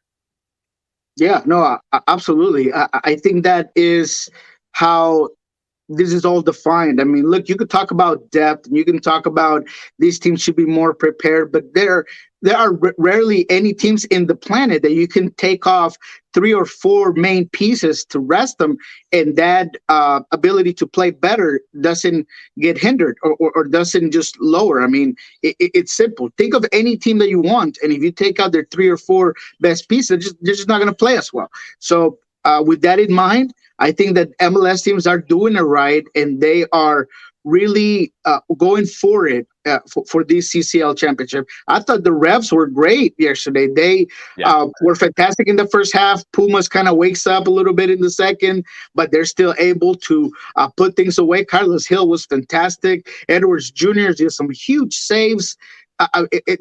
That's nice to see for New England with Turner leaving eventually. I mean, this guy is working. Despite him not having much of an MLS career, mainly he has been playing USL and things. I mean, he has been fantastic. That midfield, that diamond shape, just working well for him. Yesterday, Busquets just putting them away, having that killer instinct. So I think all these MLS teams are doing it right by taking on these Liga MX teams. Let's get into MLS Week 2 and look ahead at Week 3. The Red Bulls are maybe one of the big storylines. We'll get into Austin in a second. Austin's schedule, I think, is a little beneficial for them. Red Bulls, maybe a lower set of expectations, but they are putting up goals. They've only conceded 2. They went to Toronto and thrashed them in the first half. Gerhard Struber has more to work with this year, it feels like. They're going to do what he wants them to do. They're going to be pressing. They're going to be difficult. They're going to suffocate you. All those things that we associate with the Red Bulls. But he's got a Lewis Morgan who can play. He's got some guys who, when things break down, can win those individual moments. It's a really interesting team this year. I think they're a contender in the Eastern Conference to maybe push their way up into a home playoff kind of game if somebody drops. Yeah, I mean, they've been impressive. They definitely played a Toronto team that just looks a mess defensively. And at one point I was, watching this game with my son, and he's telling me that whenever New York City wanted to get forward with the ball, because it wasn't all the time, he kind of reminded him of his drills when they're just passing through cones. And that's what it was like. I mean, there was times where there was so much space. Bradley was isolated at one point in the middle of the field, and he just didn't look like he could be anywhere, just completely getting passed over. Osorio was a little bit too high. There was too much space in between that first line of midfielders to the second one. I mean, it was just a hard game to see. But to New York's, to your point, and what New York's doing well, I think that they're very purposeful when they have possession. I mean, they know how to get forward, transition play. I was very impressed with Amaya and what they've been able to get out of him. Morgan, you can tell that he's going to be a force to be reckoned with this season. So if they can get these players to really play out at their potential, they'll be hard to play. And Kimala, too, I thought he played well as well throughout this game. And they gave them some opportunities. They put the ball in dangerous positions. So, yeah, I think New York is going to be a very good team this season. I think that's the best way to put it. You said purposeful. I think that's it. And last year they were not able to do that with the ball. So they were very limited. Like anything that they would create, it's off of a turnover. You could be a good defensive team, but you really couldn't do those things with the ball.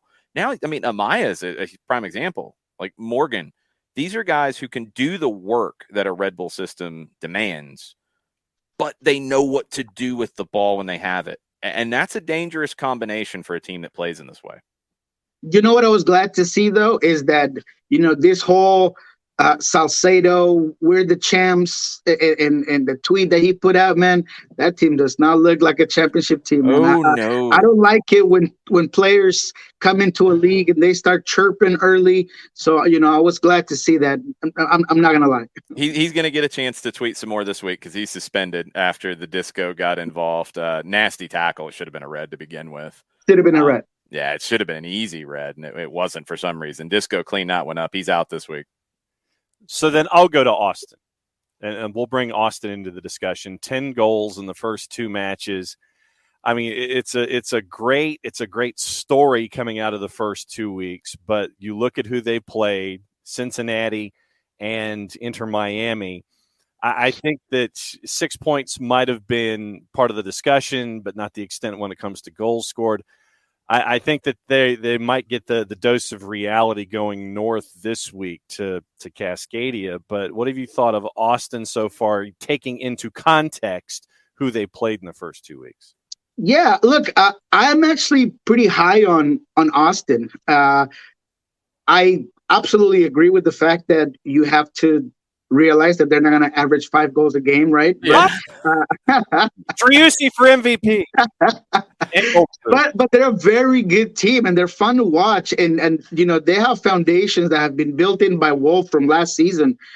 You guys hear me talk about identity all the time. This team has it. They understand and know where to be when they have the ball. And where to be when they don't have it. They know how to close spaces. They know how to interchange in the midfield. I think they have a very dynamic midfield, from Ring to Fagundes to Diego Dominguez. And eventually when they bring Johan Valencia to really be a part of that squad, that's going to be a very talented midfield. Alex Ring is able to be a little bit more free than perhaps he has been throughout his career. So, he's just a little bit of everywhere. He has that MLS experience. And there's a guy that is making it all work that maybe most don't see, and is Urruti. His ability to really gas defenses and move and push and give DeRusi space and allow Dominguez to just focus on being a left midfielder and nothing else, and just worry about getting forward and stretching that offense. Unlike last season, where he had to play 9, he had to have all these other things. So Max Urruti, he is just making it all work. He's that piece that's making this clock just look that much better. So I think they're a very good team. I think they're going to be a force to be reckoned with. There is a little bit of an issue, I think, defensively. I don't know how much Cascante is going to really be able to keep up with this particular moment, just because he hasn't really been tested, as well as on goal. So we'll see where that really goes from there. But Kalmanik has been fantastic at left back. I think, his ability to get forward is good defensively. Nick Lima, we know what he can provide. So I think this is a very good team. Yeah, I want to see them get tested. I want to see them get tested by a good attack and see where they fall. But they've got some confidence now built up.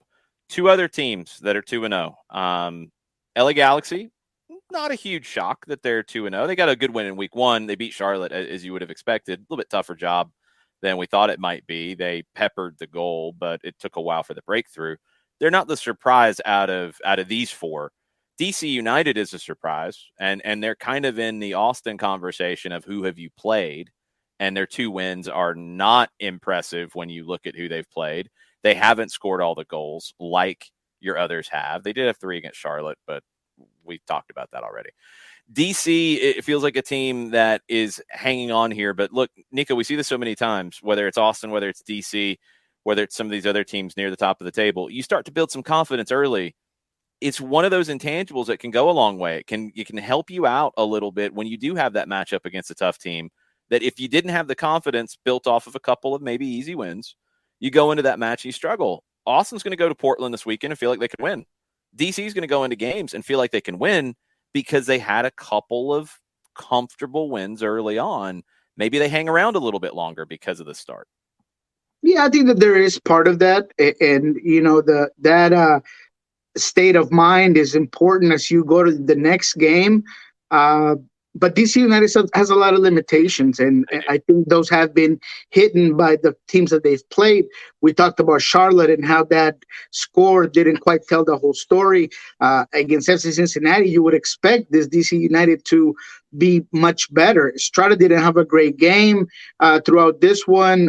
After that, Flores was still very intermittent. He gives you flashes, but then he kind of gets lost within the game. So I have a lot of concerns when it comes to DC United. I like what they try to purposefully do with their tactics and the way they want to attack you. I just feel like I'm not sure if it's the personnel that doesn't execute it to the best of their abilities, but I wasn't impressed by that 1-0 win over FC Cincinnati. No. LA, on the other hand, I'm still not buying that stock, regardless of the powerhouse players that they have and that amazing golazo from Efrain. I'm still not buying it. I still think that they will struggle at one point. The West is solid. We just talked about Austin, which just becomes another team that could potentially be a very good team. So I'm still not buying LA. Let me ask you then, whose stock are you buying first? LA Galaxy or LAFC? Oh, LAFC, without a doubt.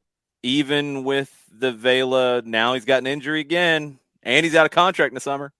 Even with Vela out, okay. I think that this team can put together a fantastic squad. And sometimes, look, Vela is Vela, and he's going to be your main guy, and he's going to look fantastic, and he's going to give you all of this eliteness to you. But I think Chicho Arango, he's now Chubb liver, and he showed you what he could do last season, and he's a goal scorer. And I think the team could really rally around him, especially because in this particular game that just happened, Vela started in the middle of that 4-3-3. He was that center forward, and I didn't think he worked well. So then they end up pushing Vela out, bringing Chicho in. So I think that sometimes they force things to work to Vela's advantage. Yep. And that 3-0 win also has some context to it. Colorado was coming off a CCL game. You could tell that they were a little bit gassed. They didn't really rise up to that occasion. We mentioned that they looked like they got up late for that one, hit the snooze button many times. So I think that this LAFC team has other weapons that could potentially work just as good or even better without Carlos. Well, let's not say even better. I'm going to get killed on Twitter. Yeah, it can work just as well with Chicho Arango in it. Vela is Vela, and you saw what he can do, and he's got the killer instinct. But I do expect him to be back. I've heard that it's not something serious, so let's really think on that end. But yeah, LAFC stock I would buy way earlier than I would for LA Galaxy. So then, after two matches, who else concerns you across the league that it might be a surprising element of, okay, this is not what I expected out of this group, but who else's stock right now are you not buying, and it could be a surprise that you're not buying it from what you've seen, or pretty much stock result from the first 2 weeks that you're seeing? Ooh, that's a tough one, because I think that everything has gone, the way I thought it would. I mean, not to, tap my back, but because Toronto, I didn't think was going to do well initially. I guess maybe Houston. I thought Houston was going to have a change a change at head coach, a change at style. I thought that, Sporting Kansas City, they did some interesting things defensively, just being able to hold off Sporting Kansas City for a majority of that game, really making it hard for him to play. So I did have some higher expectations of Houston, and maybe the other team is Dallas. Dallas is another team that, in terms of play, in terms of results, they haven't really been able to be that juggernaut that I thought that it could be offensively. They just miss too many goals. They create a lot, but they just can't really put it away. And in this last game against FC Cincinnati, they actually took a step back from what I saw week one. They just were not as they didn't have that urgency. The movement up top wasn't as smooth as it was in game one. Areola did not look as dangerous as he did in that first game. So that's another team that I'm a little bit concerned about, because they are a team that needs that ball and needs to score to win games, because defensively they have some certain issues. So if they can put it together offensively, they're going to struggle this season. They're in the incomplete category with a few teams for me, because I want to see who they are with Alan Velasco and that team now. Now that he's in, he's getting some training sessions under his belt. What do they look like when they incorporate him? Pomacall continuing to get back. They've got to figure out the configuration there, but I want to see more from them. I thought they should have beat Toronto, in my opinion, in week one. They didn't. Yeah. That's 3 points. That's 2 points dropped. You got to draw out of that. Going to New England, all right, I can buy that you lose in New England. That's fine, but they didn't look good in that. Let's get Velasco going. We'll get a better look at it. Let's look at the schedule this weekend before we let you go. Miami trying to bounce back after getting thrashed in Austin. They got LAFC coming to town. I guess it's unclear at this stage if Vela's going to play this weekend. I don't know if they've said either way yet. Have you heard anything? No, I think he's still questionable, and I wouldn't put it past him to just hold him, at least this one game. You don't want to rush Vela out. That is your golden goose. You don't want to, have to put him at risk over week 3 MLS regular season game. You got one of the big games coming to town this weekend with Seattle hosting LA Galaxy. So you're not buying stock in LA Galaxy, so you're telling us to put stock in Seattle this weekend. That's a tough one because once again, you're thinking about CCL. You just played a bunch of minutes. You just had guys like Christian Roldan that probably deserve a nice rest. However, knowing Christian Roldan, he's going to be out there. He does not want to be in the bench. He's more stubborn than Osvaldo Alonso, who, by the way, I heard what happened, and I send my prayers to him. Such a wonderful guy, and I'm hoping that everything's okay with him. But yeah, I think Sounders in general, they might rotate the squad again. You might see some of those young guys coming in again. Jackson Reagan, I thought, played well against RSL, so you might see him in there. Baker Reed might be in there. So because of the rotation, I wouldn't say go out there and put your juice boxes on Sounders. Definitely not. So when it comes to all of these other matchups, it's almost like we're dealing in extremes. This is one of the weekends where you've got favorites, and there are very few games that are even across the board. When you look at the big favorites, who do you think could slip up going into the weekend? Is it one of the CCL teams that could stub their toe coming back from short rest? When you're looking at matchups this weekend, who do you think could stub their toe as one of the big juice box favorites? I'm looking at the refs. I think they're just coming from a really, really tough game. They're playing an RSL team that can be very frustrating to play, and they could really push certain buttons. I continue to think that the diamond formation works well, but I feel like the six in that diamond gets stretched out a lot, and maybe in the numerical battle of the midfield, RSL could do a little bit of damage and just kind of get a 1-0 win. So if we're talking about a team that might slip up, that has been riding high, I would say definitely the refs this week. Not as maybe flying high, but I could see Philadelphia having some challenges with San Jose coming to town with a team that is just as disruptive in a little bit different way. Sometimes those can create some tough matchups. Dallas hosting Nashville is an interesting one on Saturday night. Again, questions about Dallas. Can they raise their game a bit? Colorado Sporting Kansas City, I think, could be one of the most interesting ones. Two teams that have been up and down. Colorado had the high last week against Atlanta. They had the big low against LAFC in week 1. Sporting Kansas City hasn't really had the same high, but they got a win over Houston in game 2. Didn't look great in game 1, but not bad. They just weren't able to convert. Two teams that have question marks next to them, and two teams that were at the top of the West last year. That could be a fascinating one Saturday night. Yeah, it'll be interesting to see what Peter Vermees does. I noticed him very frustrated on the bench or on the sideline throughout the Houston game. He just wasn't able to impact the game the way he wanted. I thought they just were not connecting with enough fluidity in the middle of the field. They were slow, very slow in transition at times. Now, credit to Houston on making it difficult, but he was upset.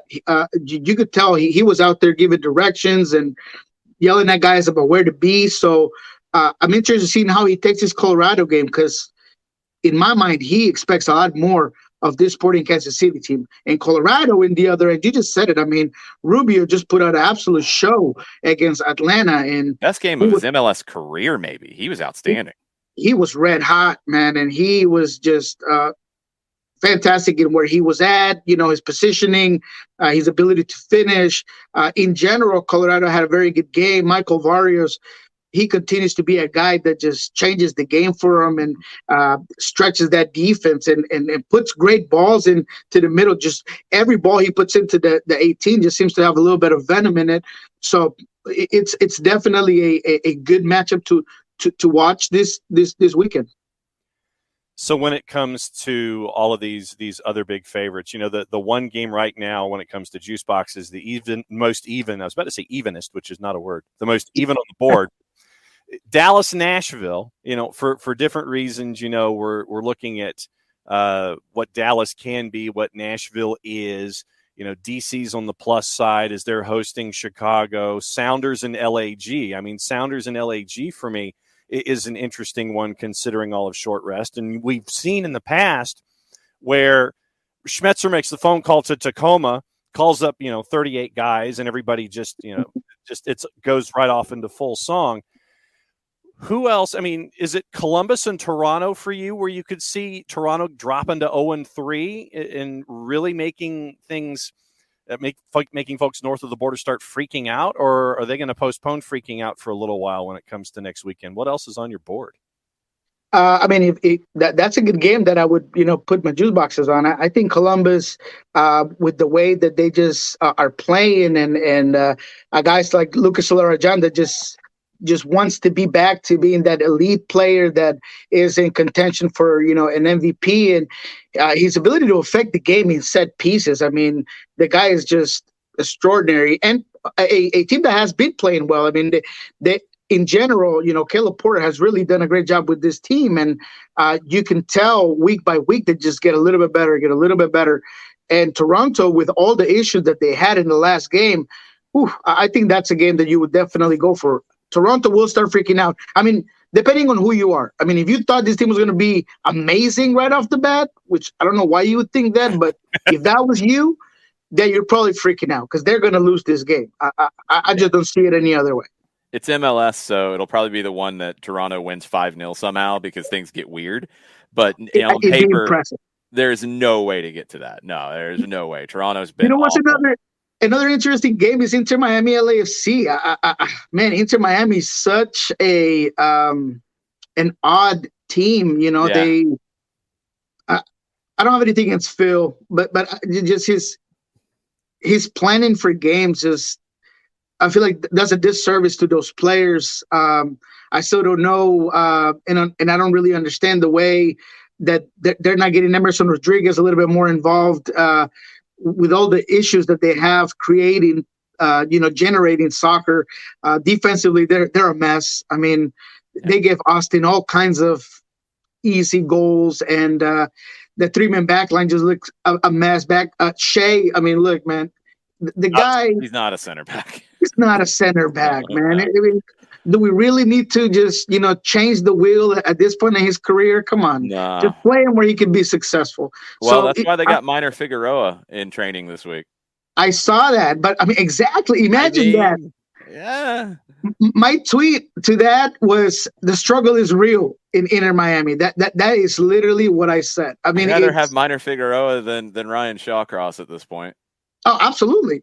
Absolutely. Absolutely. And look, everybody's talking about Damian Lowe, and look, the guy is a fine center back, I guess, but he hasn't been playing MLS in forever. And he's been playing USL. And aside from what he does with Jamaica, man, I wouldn't consider him a top center back. So if that's your guy, because you have no idea how many tweets I saw. Oh, Damian Lowe is out. He's gonna be missed. Look, man, if that's the best player of your center backs, that's going to be a difficult season for you. So I do want to see how they just try to just change it up. I think Phil should go with a 4-man back line and take a little bit of pressure off those center backs and get another guy in the midfield and make it just more difficult for teams to get at you. But I'm interested in that one myself. And Chicago as well. Look, Shaqiri, it needs to show me more, man. Yes. I put those players on a microscope, and I watched his game, and he just looks off. And look, I get it. You're right. He hasn't played. He's got some rust off, but he just needs to be better, man. And I'm talking about the majority of the passes that he put on were either off or they were barely getting to where he was trying to get it to. His movement of the ball was really slow and clumsy. I just want to see more from Shaqiri. Yeah, I think at times in this league, and this is, not new, you get a guy with the pedigree of Shaqiri, and you expect him to come in with the Superman cape on their back. And it's unfair to them because, I mean, one guy doesn't change the team. And my question about him, and I think we've talked about it, Nico, is just who is he going to play with? A guy like that needs somebody to play off of. Insigne is going to have this issue in Toronto. He should be okay with Pozuelo, but they got to build some chemistry. You've got to have those guys around you that can play. And for Shaqiri, it feels like a one-man band right now. Yeah, it's difficult, and they have some guys, and there's some ideas there. I've been pleasantly surprised by Ezra's tactics and the way he's trying to rebuild this team. I mean, I did a segment on Spanish radio in which I mentioned it's going to be a slow process. I mean, one of the things that Ezra did do was kind of temper expectations. And he said, it's harder to destroy something than build it. And I got to destroy it and then build it. So it's going to take some time. But there are some interesting players. I think Ivanov has been good. He puts himself in good positions. He just hasn't really been able to finish. I think Herbert's going to be a very good player this season. He's a guy that I'm noting down on my book and making sure that I watch him this season. And we still got to see what Shabilko can do for this squad. We knew he's not that top scorer, but he has to give you more than he's giving you now. So there is some players there, but it's going to be a slow process. And Shaqiri is going to have to make that a little bit quicker. Yeah, absolutely. Niko, we could go like 2 more hours talking about MLS, and I look down and we've went 40 minutes. I got to be respectful of your time. What else you got coming out this week that people can be on the lookout for? I'd really want you guys to know we got a new reporter in Miami, Kevin Acosta. He's going to be helping us out with the coverage there.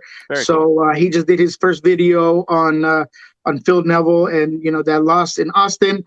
He is going to be out there and putting out some good content. So if you want to know a little bit more about Inter Miami, check out Pulso Sports. Kevin Acosta, make sure you follow him on Twitter, and you could see him on at Pulso Sports on Twitter. We just put out a tweet on him about a week ago, so he should be out there. So check that out. Excellent. I am going to add him to my list right now. Awesome. Niko, we'll talk to you next week. We got more CCL next week, second legs. A lot to talk about out of that. And we'll always get some storylines out of MLS. Every week, we'll get something that we don't expect. We'll get some team that is in crisis, and we'll get some team that is already going to win MLS Cup after week 3. We'll have all of that to talk about next week. Absolutely. I love that overreaction, man. That's what I'm here for. I'm here for the hot takes. I think what we try to do around here is we try to dial the hot takes down, a little bit. Try to bring them down to reasonable. Yeah, I'm in for them because I like to take them. I like to hear them. I like to give you guys something different to think about. But, I like to think of myself as a mediator when it comes to those types of situations. Yes, that's what it is. Jason Nix is happy that you like overreactions, but Niko said the same thing that I've said to you. He's a mediator.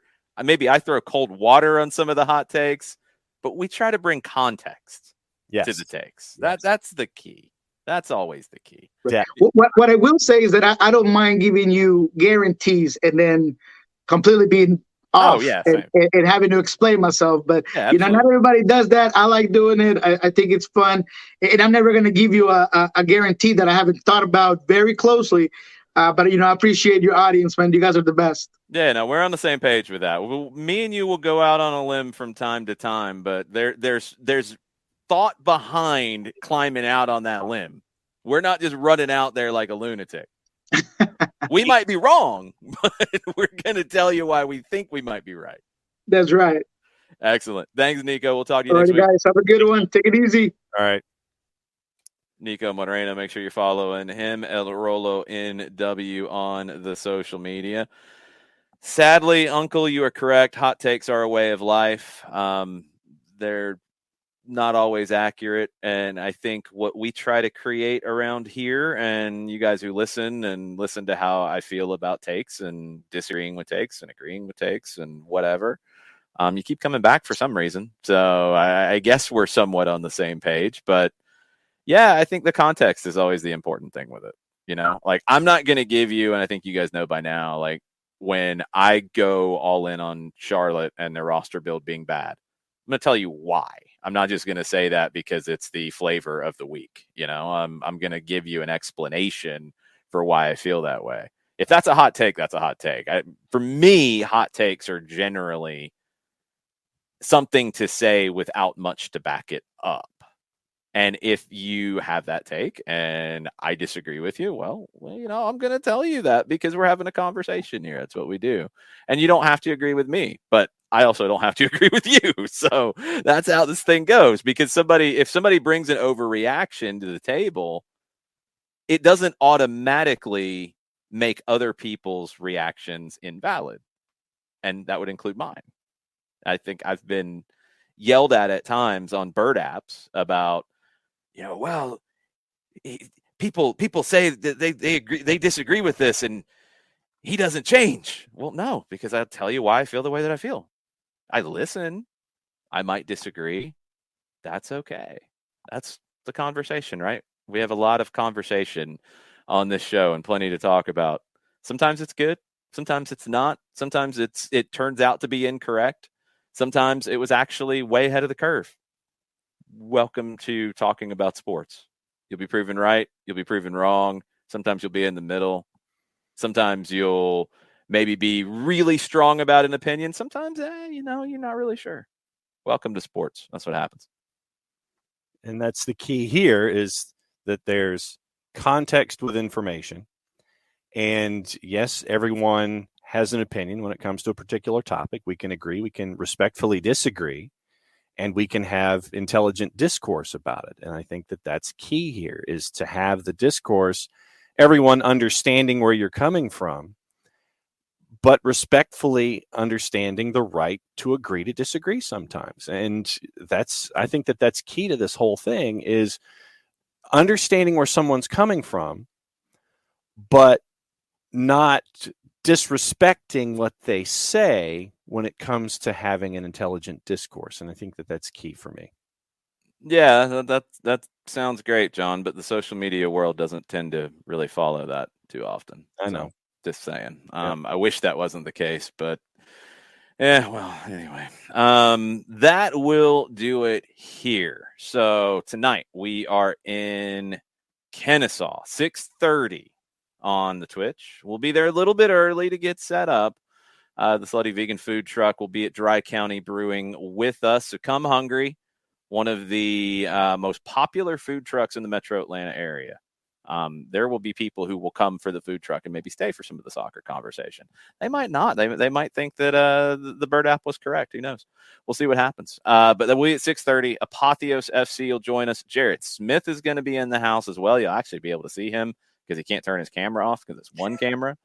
So Jarrett Smith will be in the building. We will take questions about Atlanta, Charlotte, and anything else on your mind. You also get to hear more about Dry County Brewing from Scott Flood and the Flood Project. So lots of stuff happening tonight in Kennesaw. 6:30 is showtime. We'll see you on Twitch, and we'll see you in person. And then we'll be back tomorrow with our Madcap Crazy Friday show with our Friday free kick. Should be Michael Parkhurst up on deck for that at 9:30. Mike Conti at 10. We'll go through all the games in MLS. We'll give you some predictions. I was close on a couple last week, but they didn't quite pay off. I didn't have a good week. I did get Lucas Zelarayan as my fantasy captain right. I missed some other ones, but at least I led you in the right direction on that discussion. But we'll talk about fantasy. We'll talk about your picks of the week. We'll get into some of the news that will happen today because you got a bunch of games in the Europa League, in the Europa Conference League. That all starts at 12:45. Barcelona, Battleship Galatasaray, Dome Tarrant facing his former team there at 3 o'clock. You got the Europa Conference League. If you're going to watch one, some of you are going to watch Leicester and Rennes. If you're a neutral, maybe Marseille and Basel might be your game. You got the Premier League with Chelsea maybe having to walk to Norwich City to play since they can't afford any travel anymore. You got Libertadores tonight, Sudamericana games tonight, all kinds of stuff. We'll talk about all of it tomorrow. Have a good rest of the day. Much platio. Much platio.